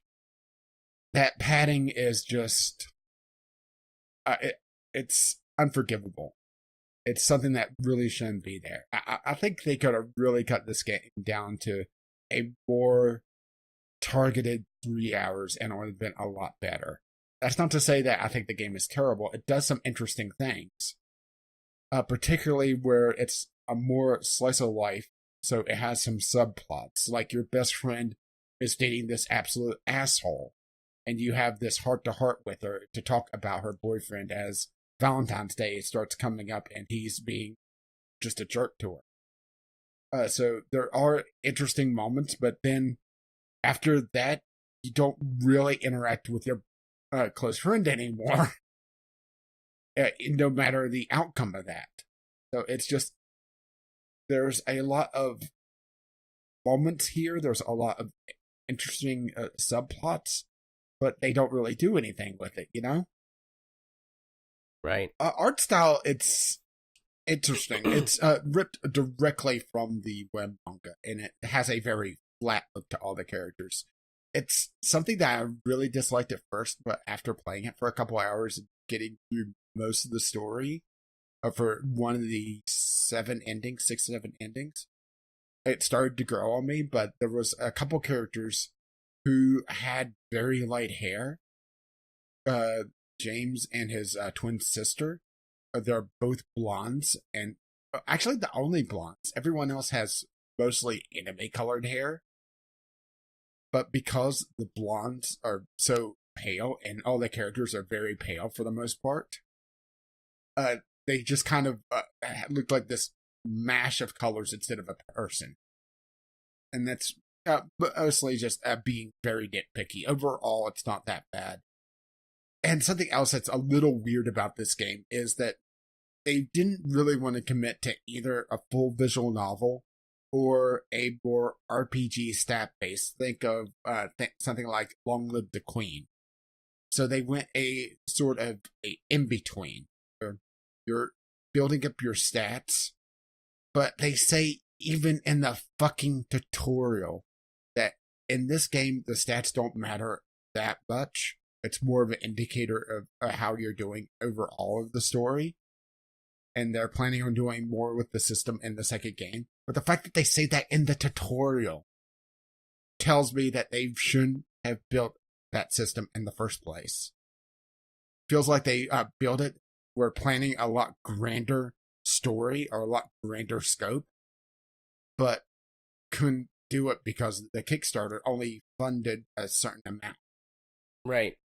And the overall story, even though it does meander a lot, it has this mystery behind it that I'm not sure if going through all the characters' stories and getting the additional parts would allow me to solve the mystery, or if it's a sequel hook. There's this missing girl, and it has a very Life is Strange-esque feel to it, where it focuses so much on this missing person at the very beginning, and then it comes up again and again. I would say a good 2 or 3 times. And then there's this hook where you see someone kind of in the shadows following you at one point, and then coming home from the dance that you see him again. I'm not sure if that's the missing person, if that's a part of another story or what, but it's just, it feels out of place, and it feels like they were building up for a grander scale and they just can't do it. So yeah, overall though, even though I've bragged on this, it's not bad. It's just not great, It's that kind of meandering in the middle. Overall, I would say probably a 7-ish hour story for all the characters. That's skipping the repeated dialogue. Since there's not a tutorial, though, it could take a little bit longer. Yeah, because they have a lot of choices. As a matter of fact, you start getting off the central branch of the flowchart very quickly, which is nice. I like that. Things start to change very quickly, but they talk about how there's over 200 choice menus. It makes you wonder just how much of that is padding, especially considering there's a lot of repeated dialogue. Well, not really repeated dialogue, but repeated scenes. Because you're a high school girl who's pretty much failed her, I think it was biology. Yeah, it was biology. She failed biology, so she's having to make up her homework. So there's a lot of times that, after the day's ended, you go home and you're given a choice of what to do. That doesn't really have to be there, Yeah. And there's a lot of scenes where you go to school, and it goes through the transition, you sit down in your classroom, the teacher talks for a few sentences. A lot of the teachers are very pointless. Like, there's this absolute shrew of the geometry teacher, and at least in the storyline that I did, there was no reason to ever interact with her or even see her. All of the times that she showed up was pointless, outside of the one time that I had a choice in that class to prove that I was paying attention in class, which may have helped her overall GPA, which allowed me to get permission from my mom to go to the dance. Yay! You went to the dance. I'm ragging on this game. It's definitely not the worst visual novel I've ever played, from about a long shot, actually. But it's not an amazing visual novel. Oh, and this is going to turn you off right away. I probably should have labeled this, actually. No titillation whatsoever. No anime movies. That's okay. That doesn't turn me off. Yeah, but it doesn't turn you on. No. But anime boobies can turn me on to a really bad game. Yeah. Yeah, I would say this isn't bad, though. And, well, it's not even on Steam. I actually saw this come up in my press account whenever they released the Android version.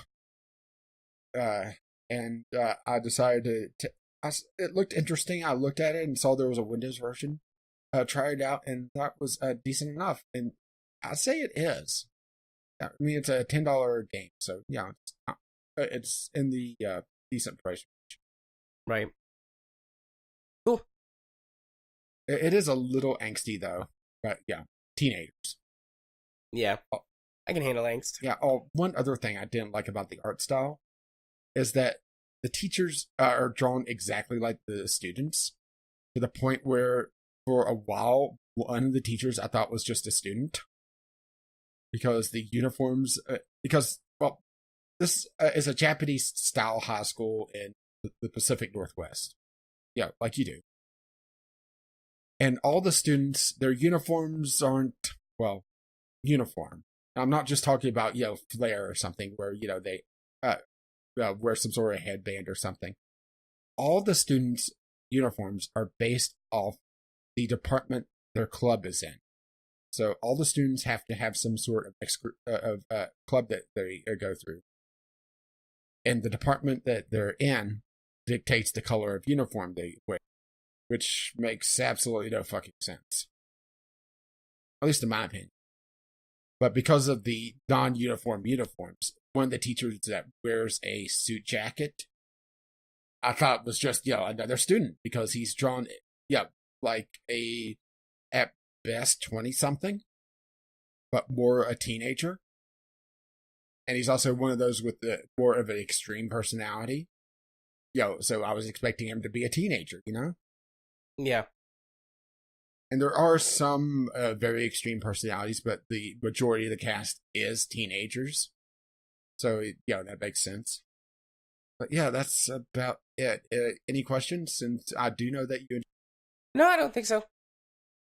This looks all right. Where on my wish list? It goes really cheap. Oh wait, no, this wasn't on Steam, was it? This isn't on Steam. This is on itch.io. Okay. Well, you could always put it on your wish list there, I think. Yeah. If it ever drops in price, I think based on how you've described it right now, it sounds like a $5-ish game Well, I for think me. the Android version is actually a lot cheaper. Okay. I'm not sure of if there's any differences in the or not, because I run a PC-based channel, so. But let's see. Yeah. The Android version is $7. Okay. And it looks that's a little bit closer. Yeah, it looks like it has pretty much a little bit of UI changes, but that's about it.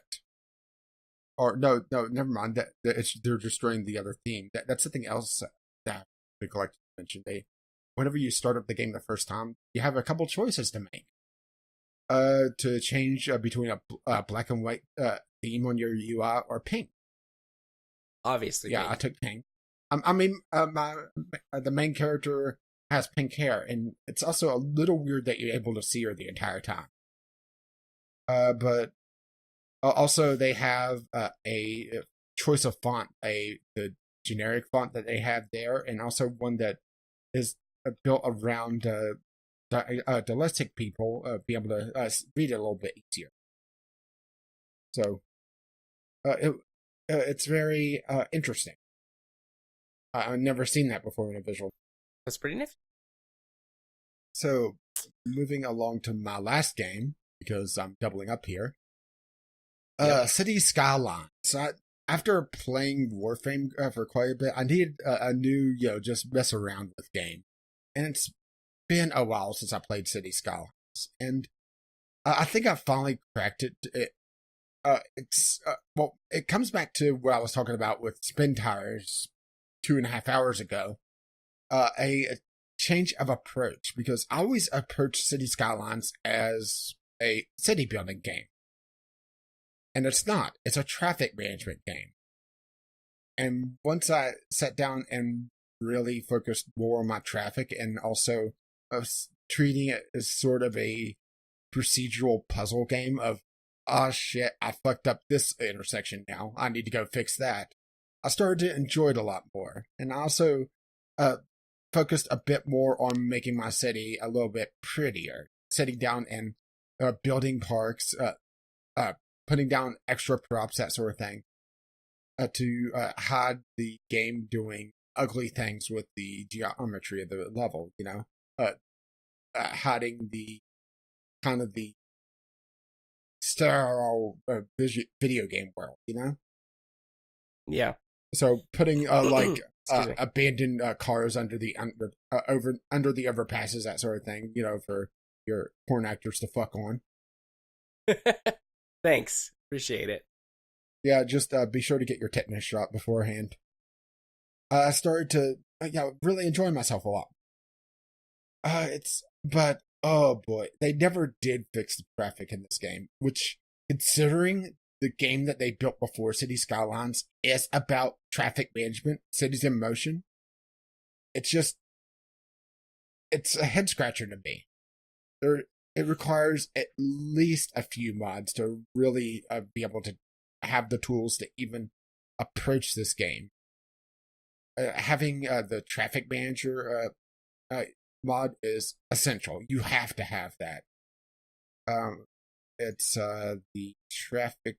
I'm having to go to the workshop now to make sure I give the right one. Traffic management, persistent edition, or prison edition, or whatever, where you're given the tools to change all the intersections to be able to put in custom turning lanes. There was this one intersection in my city. It was the very first one that comes in. And because of the way the highway was, I didn't have a lot of room for a run up to this one intersection. So I was always getting traffic backing up. And it was made even worse by the traffic AI not being able to handle a left turn properly and just running into each other and bunching up in the middle of the intersection and clogging up traffic. So this mod allowed me to go in and set up proper turning lanes, allowed me to set up proper turn signals, that turn left lane, giving it an offset green light, that sort of thing. And the fact that that requires third-party support is just, after all this time, that they should have done something base game with that. Even if it's not as in-depth as some of the mods, it just needs something. Or the fact that there's no parking buildings. There's a very limited selection. Granted, I'm not running most of the DLC because this is a Paradox game. So some of the things I may be complaining about may be fixed in some of the DLC. But no traffic buildings or no garage parking garages. There's limited amounts of mass transit. I know that there is a mass transit DLC, and there's also trams that are locked in a different DLC. But having limited options there to try to solve the traffic problem whenever the AI just does stupid things. Or the fact, probably the worst thing about the AI is the fact that it'll choose a lane and stick with it. So you'll have an intersection where the center lane has all the traffic, the left and right lane has no traffic, even though they all allow through traffic. You know? Yeah. Granted, that is fixed in the traffic manager mod, but once again, requiring mods. But I've built up a town that is at 14,000 people right now, which doesn't sound like a lot, but one of the mods I run is a rush hour mod, and another one rebalances the populations to a more realistic population. So it's actually a fairly decent sized city, but the rush hour makes it so that it's a more realistic traffic flow. So I have proper rush hours. When work starts and stops for most businesses. And I have to build around those, which I found a lot more interesting than just constant, pretty consistent traffic. But once again, the fact that I'm having to use mods for pretty basic functions actually brings us to our general topic, because I'm kind of repeating myself. Indeed. So, I think I can make it through this before I need to take a break. Unless you need a break. No, I think I'm good. All right, our general topic for today. Ooh, excuse me. The reliance of game devs on modding communities to provide support, bug fixes, or all of that sweet additional content. I mean, we both had games in our gaming slog where there have to have mods to fix particular things. And I've always called it the Bethesda problem because they've relied on the mod community so much that the Switch version has mods that's been fixed by the community for years, and they just wouldn't even bother to patch them. They know how to fix them based on the community fixes. It just doesn't bother. And the Switch version doesn't even have mods. So, that's the absolute worst version of Skyrim. Yeah. Well, you and I both have praised mods and modders a lot throughout this show and before, because I think it's a good idea for game devs to allow mods to a thing for games, particularly PC games, just because of the long tail it can provide to those games. Hell, just look at Skyrim. Yeah, that's one of the main reasons, if not the biggest reason, that Skyrim has persisted for so long. It has a huge modding. Most Bethesda games do. Skyrim, Oblivion, there's still mods being made for Morrowind. And that game is coming up on 20 years old, right? Yeah. So mods can do a lot to lengthen the lifespan of a game, add a lot of interesting content that studios might not have time for, because, some of these projects can take months or years of development time, even for teams of modders, like the people who are doing Skywind, or no, yeah, that's what it's called, right? Skywind. Well, there's also more importing... Oblivion, which is porting Morrowind to Oblivion. That I don't think it ever saw the full release. I think it's still being worked on. I don't think it did either. There's also Skyblivion, which are people putting Oblivion into the Skyrim, or into Skyrim's engine. So, things like that are great and provide tons of additional content for people to enjoy. Modding is a great hobby for a lot of people. A lot of people do this work for free. They put up donation pages or whatever, but they have no expectation of earning a living off of these things. It's very rare that someone from the modding community gets a full-time job with a dev studio. It happens. We've heard stories in the past how it, but in general, it's modders do their thing and game devs do their thing. So we're not necessarily saying that games being moddable and patchable by the community is a bad thing, but it does seem like games and studios sort of rely on that to have the community be the one who bug fixes the game for people, particularly with a game like Dark Souls. Anything that Bethesda makes, those games are pretty buggy. Like, the first thing I always do, even if I want to have like a vanilla experience just to play the game the way it was made before I mod it all to hell, is download the unofficial community patches that fix shitloads of bugs in those games. So, and yeah, like you said, particularly with Bethesda, they do not release official patches to fix the bugs that the modding community fixes. And all that stuff is published, and particularly with Bethesda, now that they have their mod, like built-in mod infrastructure into store. Games, they have very easy direct access to that stuff because they have to be uploaded and approved by Bethesda to go through that mod store. So, can you imagine the shit storm that they would counter if they try to sell the community bug fix patch? That would be a fun thing to watch. They have to do something, because there's the community bug fix patch for Skyrim and Oblivion. Well, Oblivion's probably fair at this point, but Skyrim, it's just thousands of bugs, isn't it? Yeah, the unofficial Skyrim patch is like 700 and something megabytes, and the README or the patch notes or whatever is several pages long with lists of bugs that it fixes. Yeah, it's just many of them game breaking or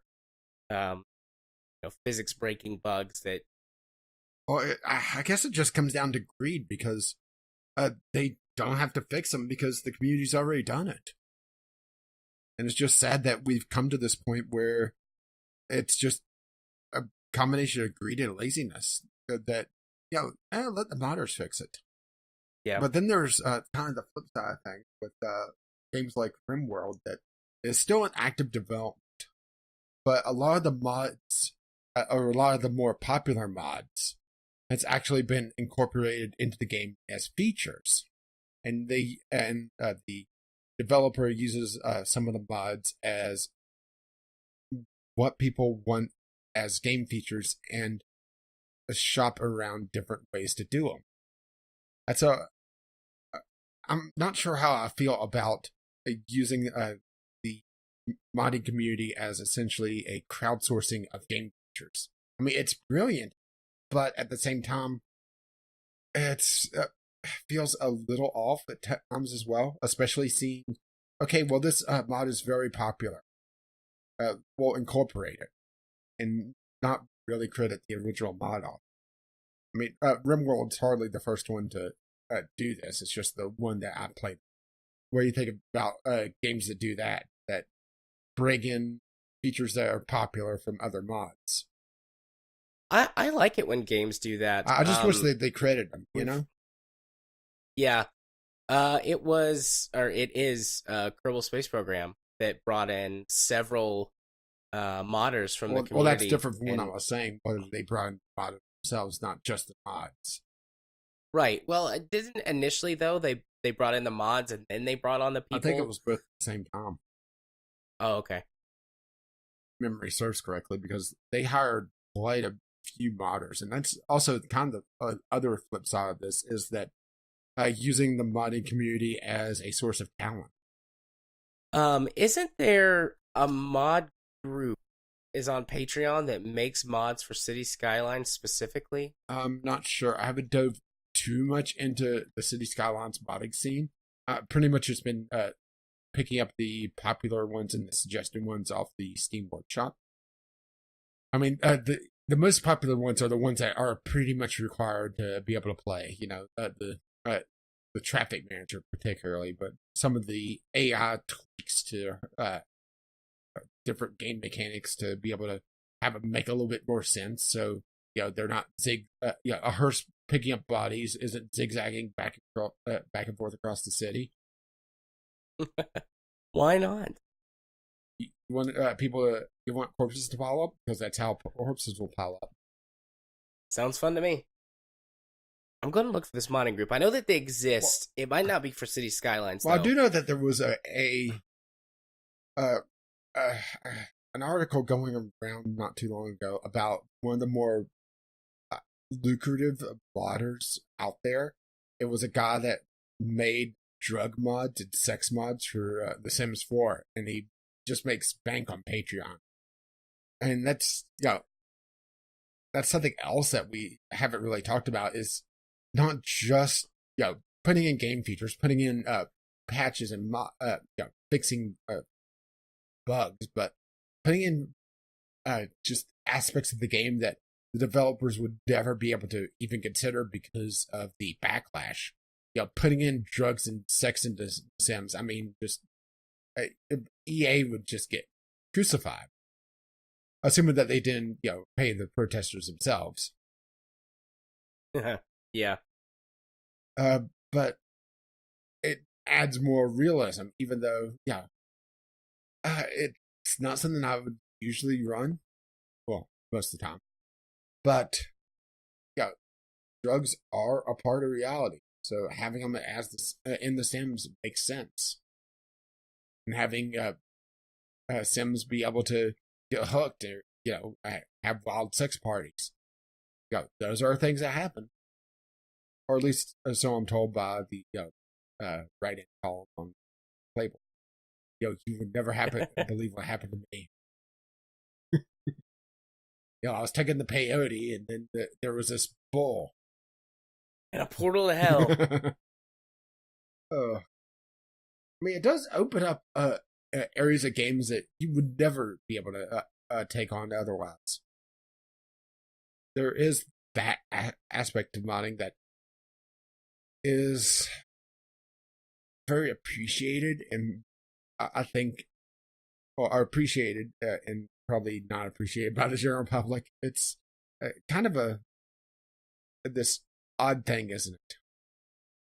Specifically, what are you? Well, I was thinking more of the more adult-oriented mods. The Sims was the one that kind of jumped to the forefront just because of that article about Patreon. But even nude mods, where the quality of the models are usually better than the base game, and that's why I usually run them. Not for any titillation, just they look better, you know? Yeah. Oh. Someone forgot.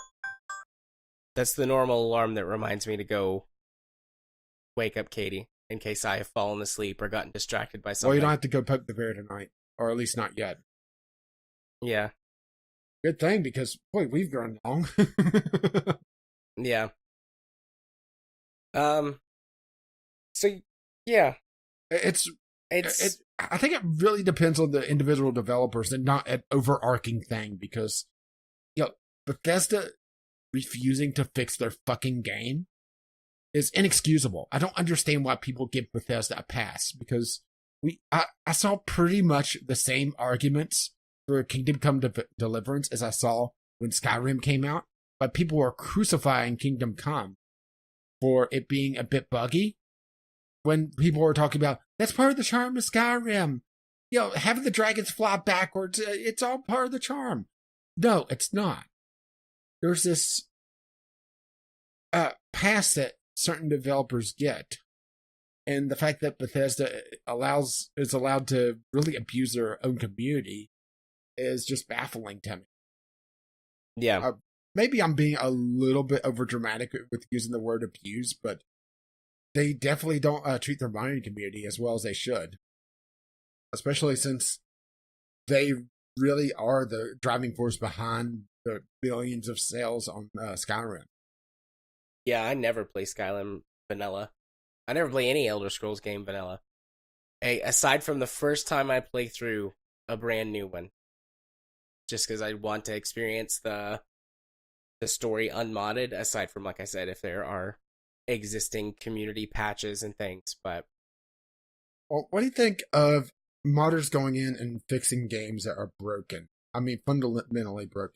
Well, Dark Souls is a good example, but another one that is currently trying to be fixed is actually Chrono Trigger. Which is part of the reason why I drew your attention to it, is that there's a group of modders that are trying to, for one, fix the graphics in that piece. And I don't mean Chrono Trigger in general, I just mean the current PC port. Also are wanting to try to fix the essentially ported over mobile controls to be something actually worthwhile. What do you think about modders spending their time to try to fix these games, and in the end kind of rewarding developers for being utterly lazy? I mean, on the one hand, it's what they want to do, and I'm not going to try and tell people how to spend their time, especially if it's something that's not like hurting people or doing, generally bad things. So, on the one hand, I'm like, yeah, sure, if that's what you want to do, go for it. But on the other hand, I'm like, well, I mean, you're not going to get paid for this. At least with that attitude. At best, the dev is going to go, oh, thanks, you fixed our game. And at worst, they're going to slap you down. Yeah, DMCA. Yeah. So, I don't see why. But I'm also not a modder. That's not something... That level of programming and really coding and things is not... really, because it takes a long time to be able to build some of these mods, and especially for the mods that are fundamental fixes for games that are otherwise broken. Yeah. As a matter of fact, the person that built the Dark Souls 1 mod, wasn't he eventually paid by the developer because his mod allowed them to really sell that game on PC? I think so. I think he was. But that's an edge case, That's the exemption to the rule. Yeah. What people do in their free time, as long as it's not hurting other people and they enjoy it, good for them. I just see some of these developers as being a little bit of exploited to their communities, relying on their modding communities so much. Yeah. There's I think that it's pretty rare that that happens. Actually, I mean, Chrono Trigger is a classic, beloved game that finally got a PC release, and it turns out it's the shitty mobile release. I could see and understand why people who really love that game and want to be able to play it on PC without emulating it or something like that would want to mod it and fix it. But at the same time, to buy the game after I shouldn't say after, if it is fixed, feels like they're just really rewarding SquareSoft Square Enix. SquareSoft's long gone. Square Enix for being utterly lazy. It's you're running into a very odd situation where you're going to support the modder and thank the modder, but at the same time you're really supporting a crappy practice at the same time. Yeah. I mean, it's not perfect. I'm definitely with you on that one. It might be. I don't think it's necessarily just straight up rewarding devs to put out shitty games. They're going to do that anyways, and there's a lot of devs, or a lot of games that get released that never receive mods, never get fixed, never get patched, because nobody cares. Yeah. Does it encourage laziness from certain devs if they know that they're going to have a hit? Like Chrono Trigger? Possibly, probably. But overall, I don't think it's encouraging all games to be released, quote unquote, broken.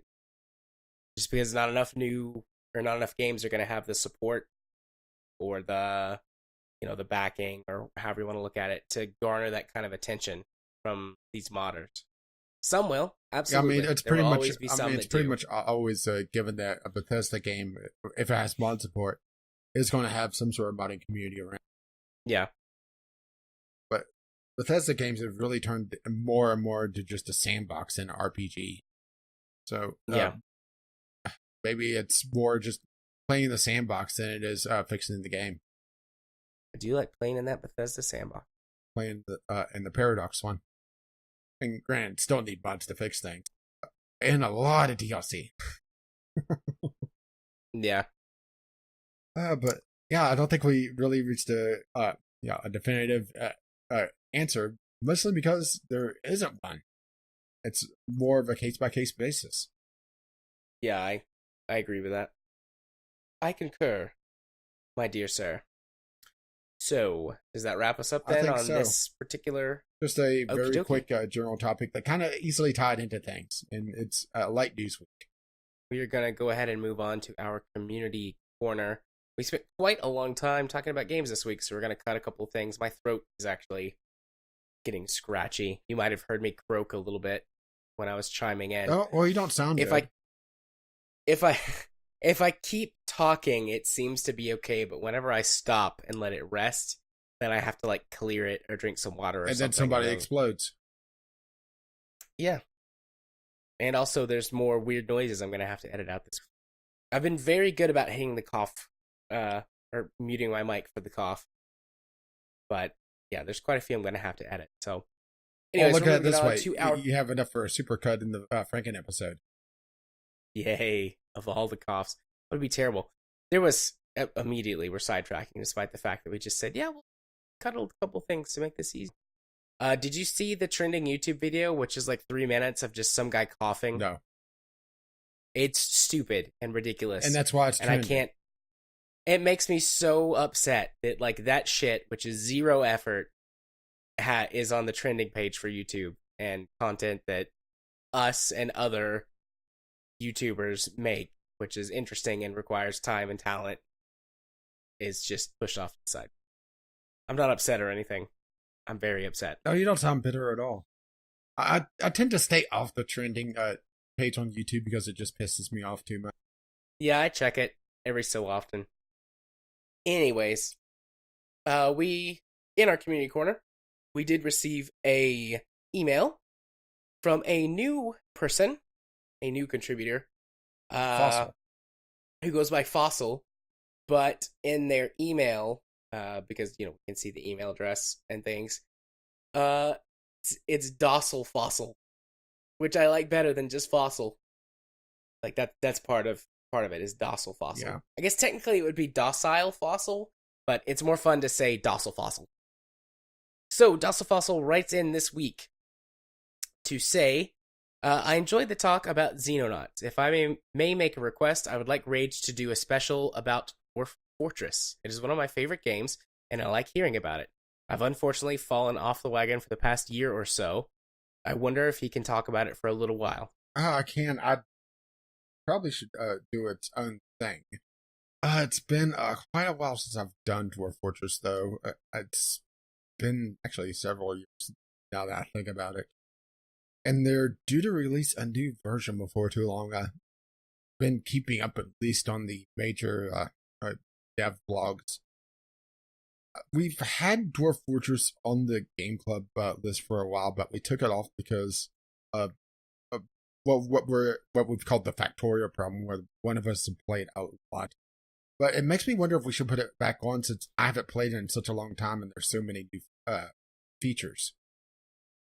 Yeah, I would try. I would try Dwarf Fortress. I'm not opposed. I mean, it really tackling. Well, it requires a lot of tutorial time, and it also requires, I would say, well, they used to call it the lazy dude pack, where it includes a few tools.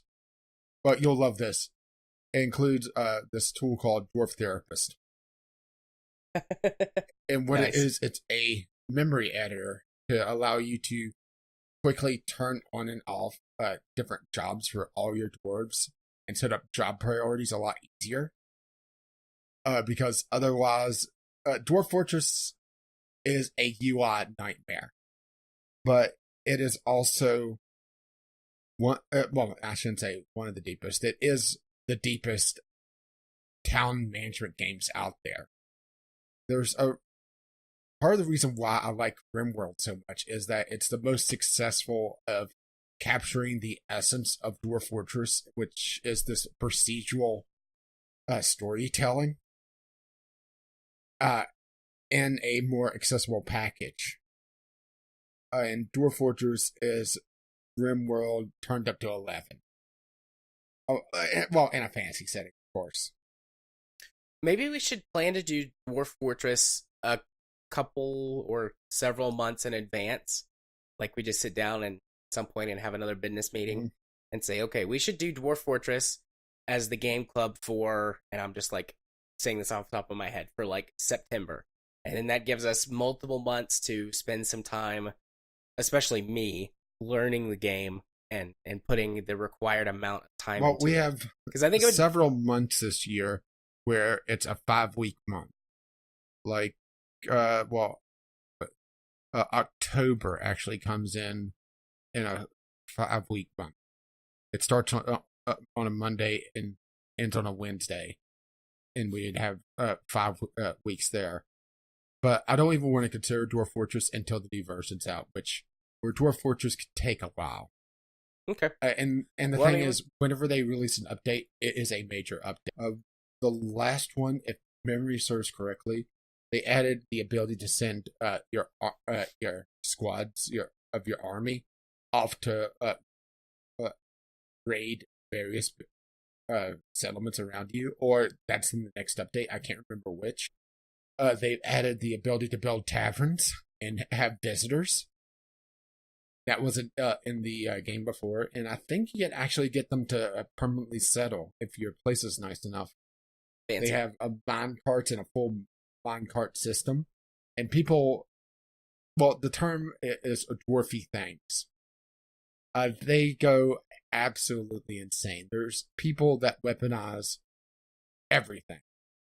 There's this, probably the one I remember the most vividly is towards the end of when I really stopped playing last time, was someone sat down and figured out how to weaponize mine carts and make a shotgun. Because what would happen is, here's how crazy the game is that the game doesn't build or calculate weapon damage based on stats. It calculates on weight. So a silver mace or a lead mace deals a lot more damage because it is heavier. than, let's say, a wooden mace. It's not the stats of, this weapon does so much damage. It's this weapon, it puts in this much force. Well, people figured out that if you fill up a minecart of swords and spears and that sort of thing, and then launch it and cause it to derail, it would cause all the weapons in it to start flying down this hallway into this rain of death. Oh, I love Dwarf Fortress. Yeah, we'll put it on the list at some point. I'm willing to put in the time to learn it. Yeah. We just need to plan it a little bit. I'll just have to. There's more than... I'll just have to relearn it and learn the new systems. The biggest thing about Dwarf Fortress is learning the army system, because that is obtuse. It's a little bit better with Dwarf Therapist. Which, would you be a Dwarf therapist? A DTT. A Dwarf Therapist. But or a TDT, a Therapist Dwarf Therapist. But there's there are ways to do it in a Dwarf Therapist, but it's still very obtuse and it's very annoying. But it's not as bad because, like I said, it's a UI nightmare. That's probably the biggest part of the learning curve. Yeah. Yeah, we'll put it on the list and we'll plan ahead so that there's a little bit of extra time to tackle it. And we'll have to do it when it's not allergy season. That would be best. I wish there were no allergies. Well, if you move to the Arctic, you'll at least be free of them for a couple of years. That's true. Before all of the ice melts. Anyways, moving on. He continues, I do agree with Mr. Trump about the violence in video games. I assume what you mean by that is that when he, and I'm paraphrasing, basically calls out it's weird how that sex in media is treated so differently from violence when violence is probably worse than sex. I think we said something like that last week. It's honestly hard to remember.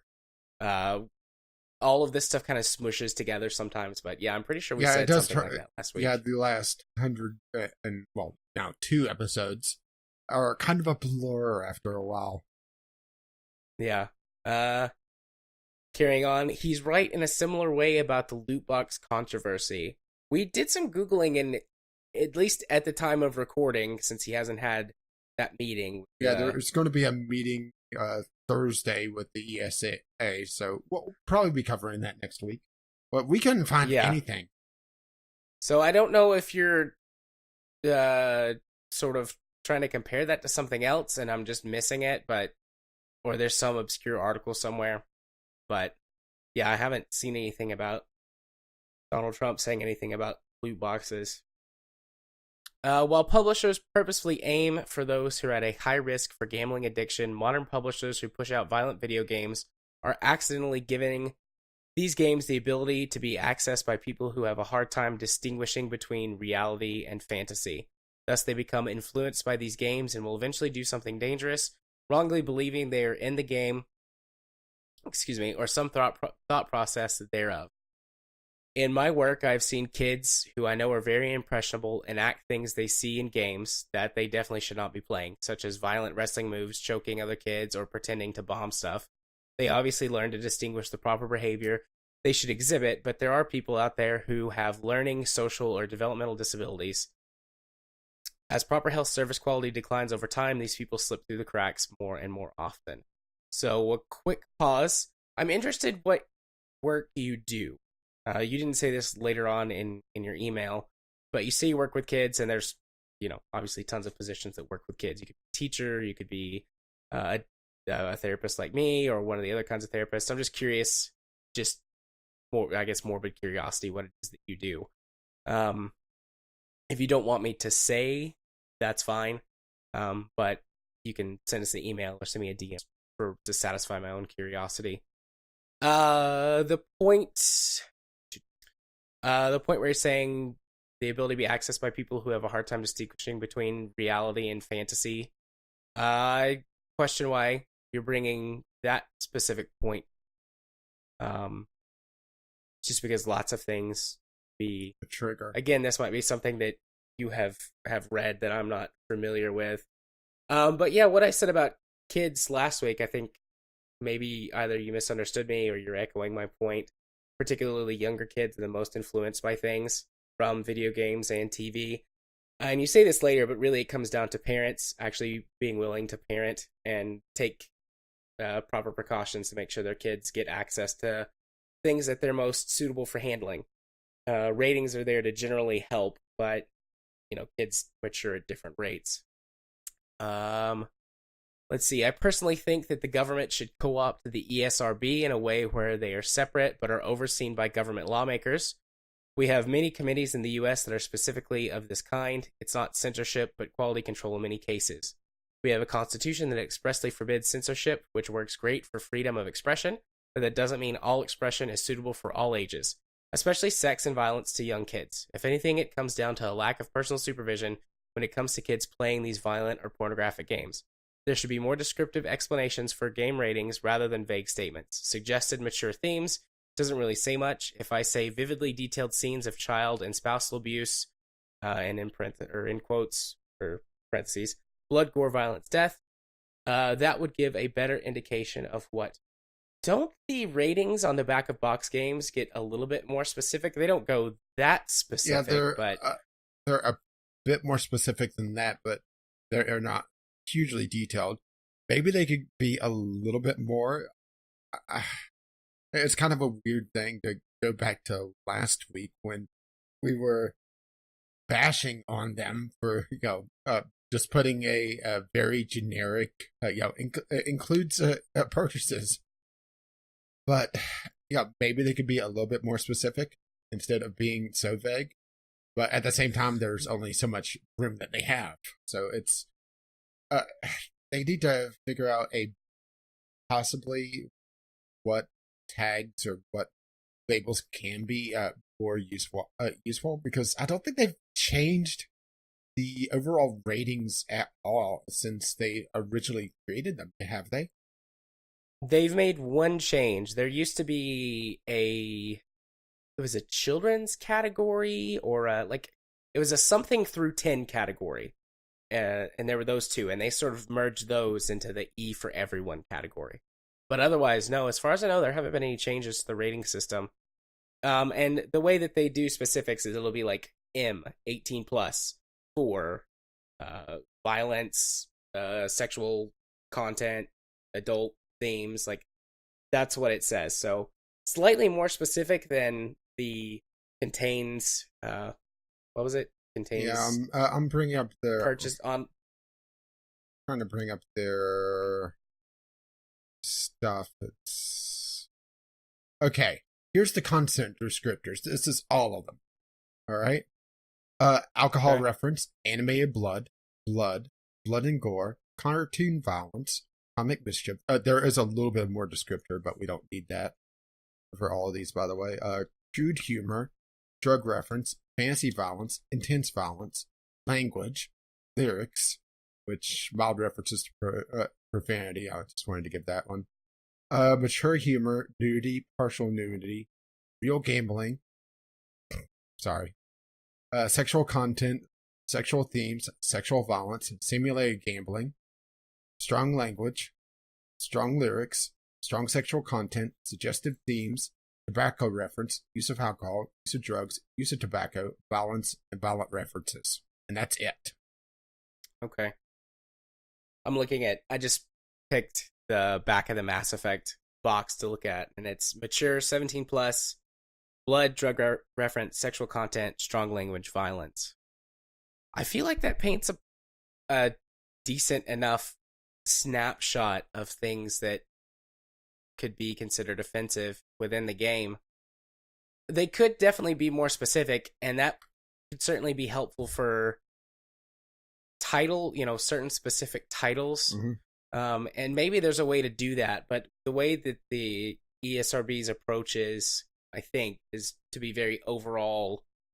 They have to encompass the entire industry, and like you said, there's only so much room on the back of a box. With more games becoming much more or with games becoming much more digitally focused anyways, there could be Well, an easy way for them to expand well, that. how about this?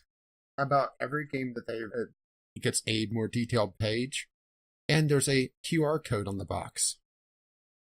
Oh, that would be nifty.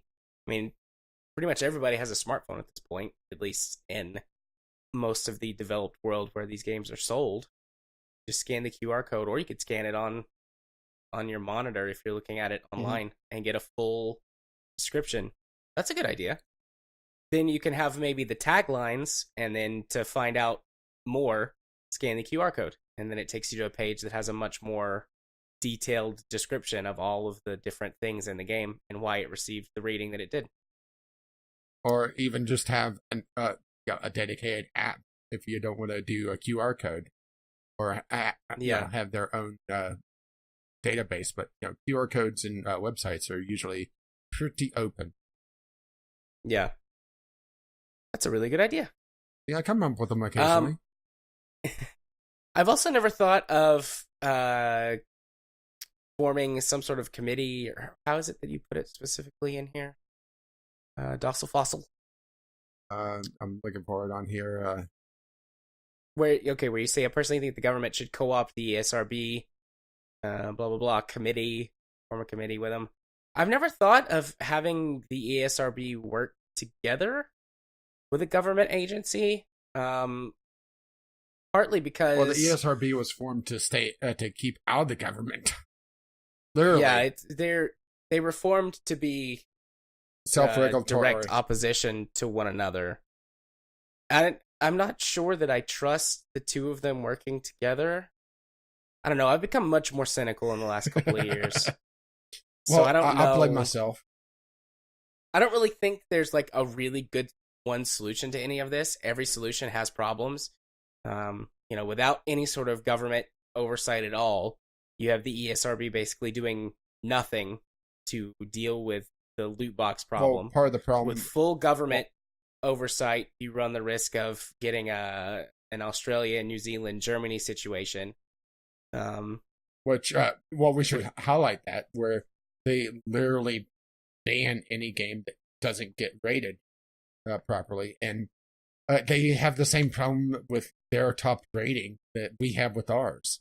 And no, I'm not talking mature, I'm talking the adults only, where if a game gets adults only in the US, it's pretty much a black...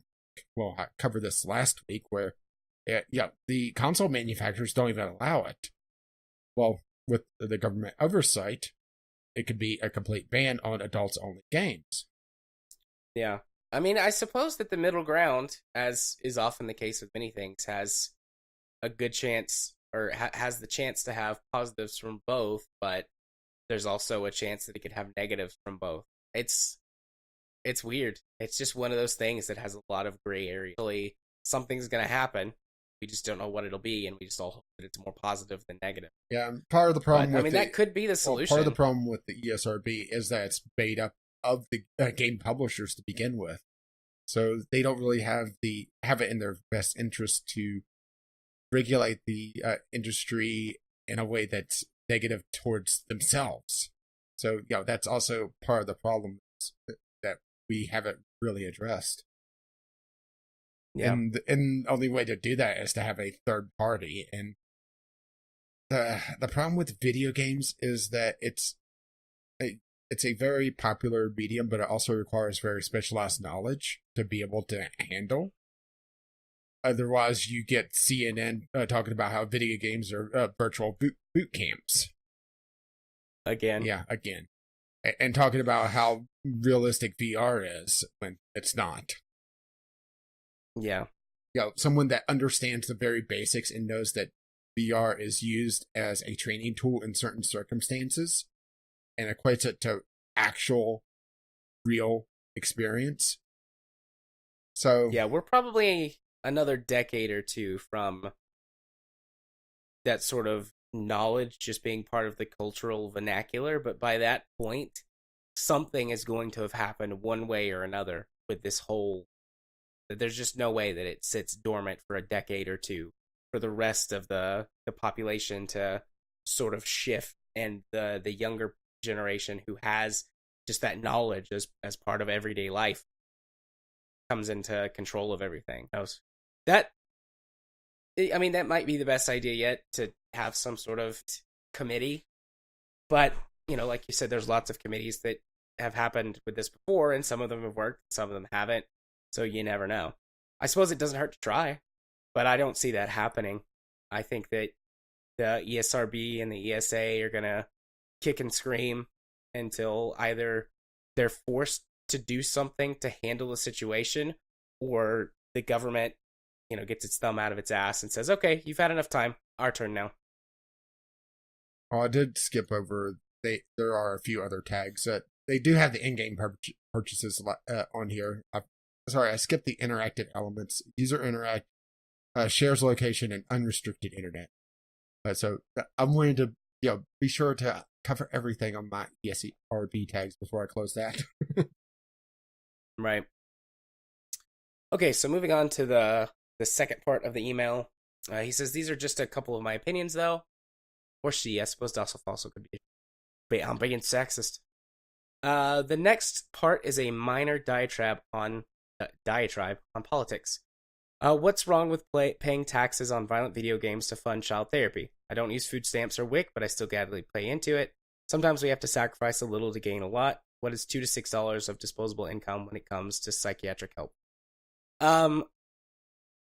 I definitely agree that with paying taxes on things to have a better welfare system to support things like psychiatric help in schools and things like that.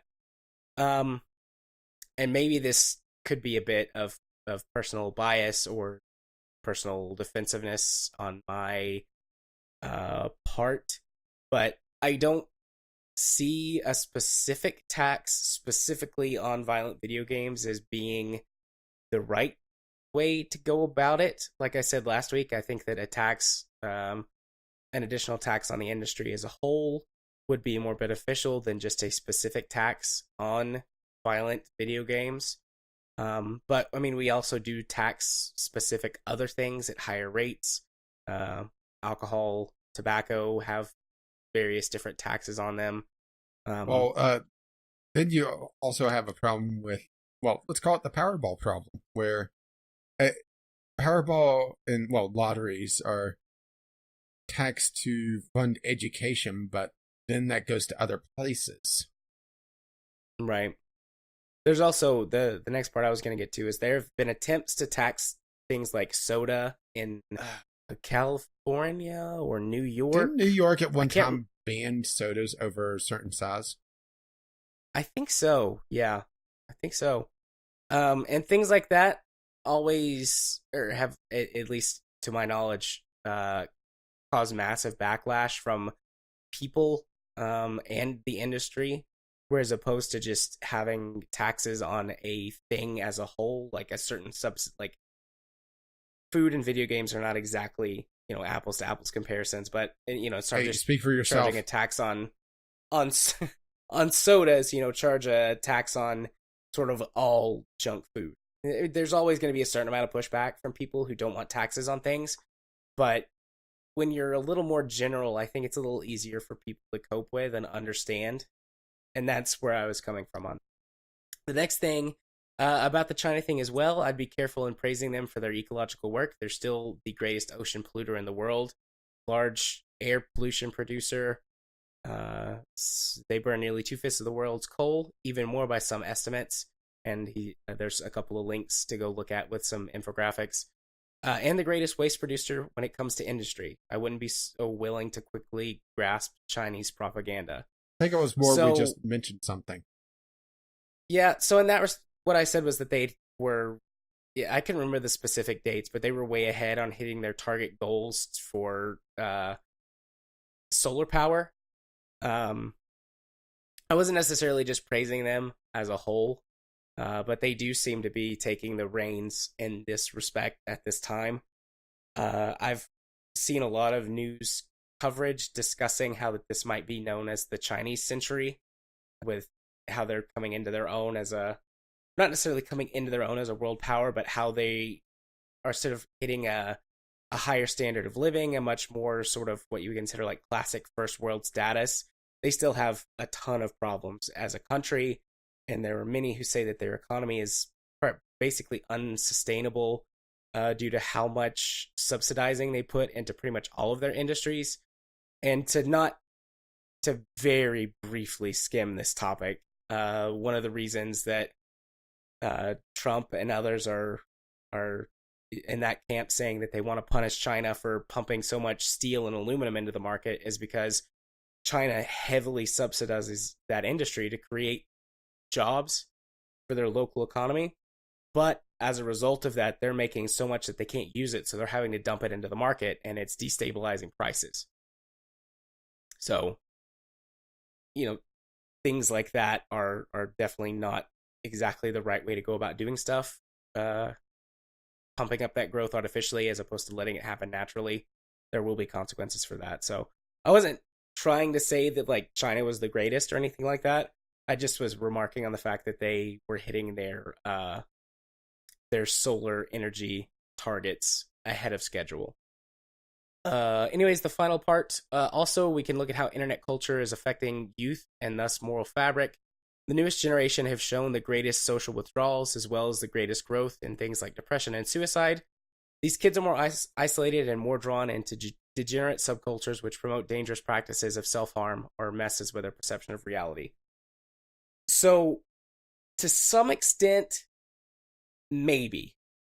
There are a lot of factors that make it really difficult to determine at this time. We're not far enough out from the millennial generation to be able to look back and have done enough research to determine what the causes of these things are. The growing awareness and acceptance of psychotherapy in the United States and around the world has really inflated the numbers of the amount of cases of depression and anxiety and mental health issues that we've had in the last couple of decades. I'm going to pause for a second. So that's where part of that is coming in. Millennials have also been handed the worst economy in the last half century or so. And while there are some improvements, overall it's projected to get a lot worse due to the fact that computers, automation, robotics, and things like that are hitting such sophisticated levels. And so there is quite a strong belief that that also has something to do with how much the millennials and the younger Gen Xers suffer from depression and suicide and things like that. Our culture or our society as a whole is really shifting from the rural area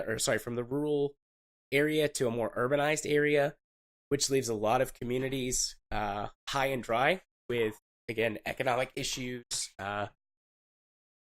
And that also is a big component in depression, and then suicides comes from things like that. The internet absolutely plays a part in that.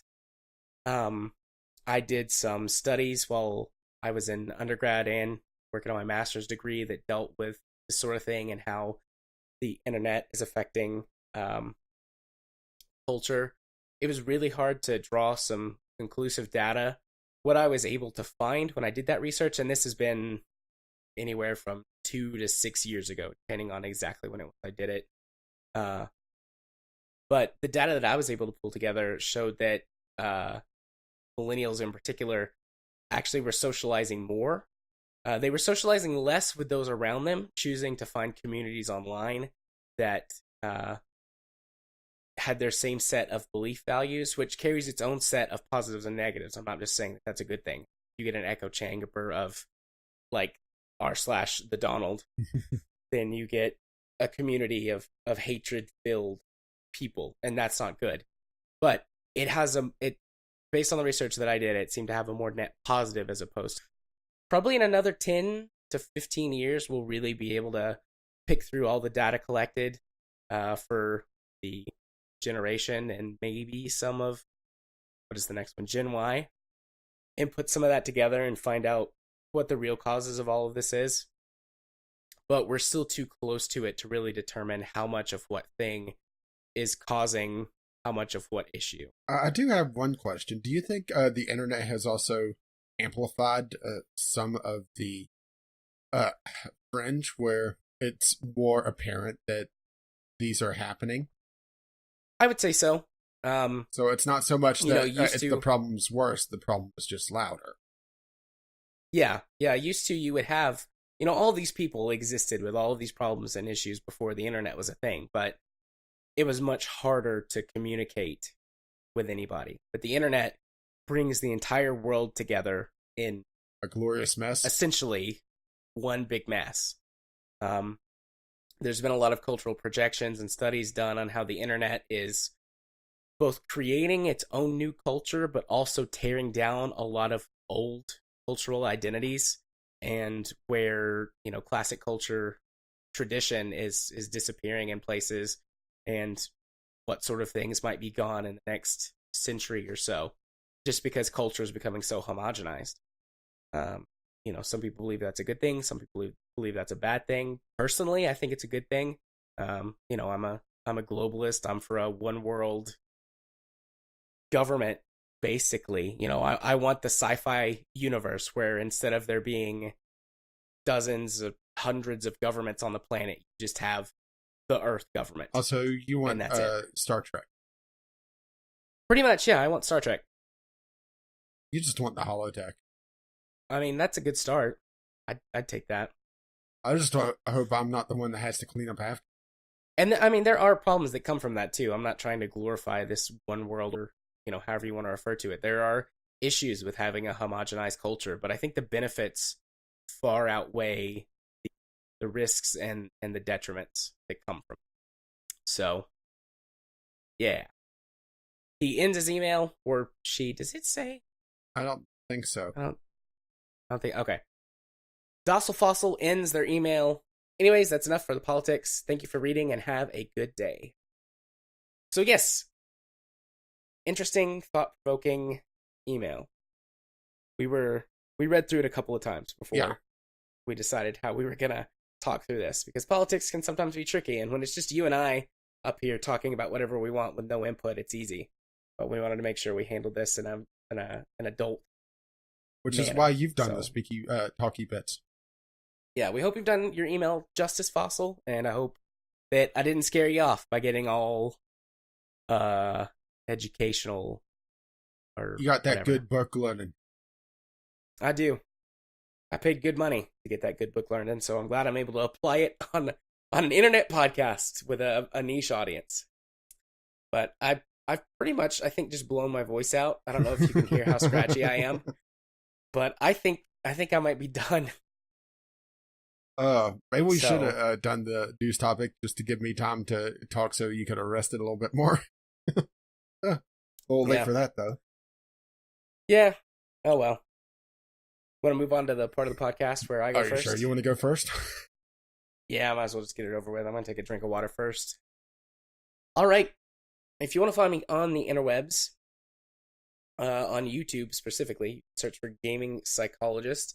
And for the things coming up on my channel, I've started playing a little bit of Elite, trying to figure out the new stuff. And there's some big changes, there's some little changes, and there's a lot of issues that Frontier developers or developer studios, whatever their studio name is, are desperately working around the clock to fix with their hair on fire. So probably an extra week or two before any of that content starts coming out, because they're rapidly changing stuff in the game to try and fix what they broke. As for the whole thing about Black Panther, I promise I have not forgotten. I'm going to do that. I didn't get to record it to stick it on the end of last week's podcast because I had to get ready for my sister-in-law to come. And then I was going to do it over the weekend, and I spent the entire weekend in a combination of an allergy and drug haze. Like you do. Fingers crossed I get to do that, record that tomorrow or maybe Thursday, and get that published by Friday or Saturday. That's the plan. Also, there's more Kerbal episode archives coming up. Got to do the next batch of those and put them up, but yep, those are still coming. And that's it for for my YouTube channel right now. Unless we haven't talked about this whenever we put Divinity up. I want to give it a couple of weeks, make sure that we actually get another recording in. Okay. Well, all that stuff's sitting on my YouTube channel ready for me to just turn it live, so that'll be there eventually.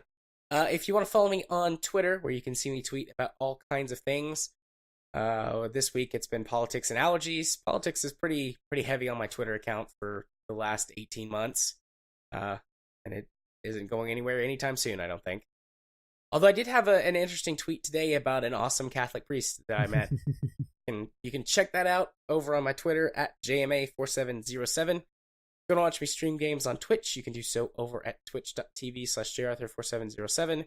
I don't remember what the next game is on the list. Tabletop but this Simulator. Twitch schedule is up. Oh, it is? Oh, good. Yeah, So, but the thing is this that week. by the time this releases, it would be in the past. Well, whatever. It's fine. The list is on my... Is that my pinned tweet? If it's not, I'll make it my pinned tweet so that you can just go to my Twitter account and find the list. Yeah, I really should add that back to the show.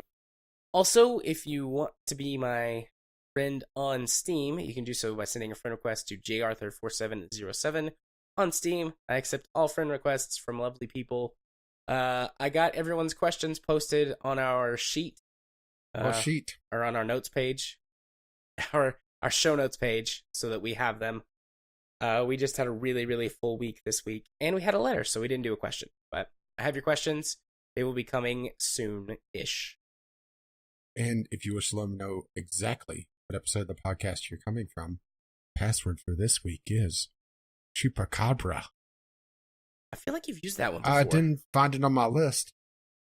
Okay. Maybe you've just said it before. Let's put it this way: if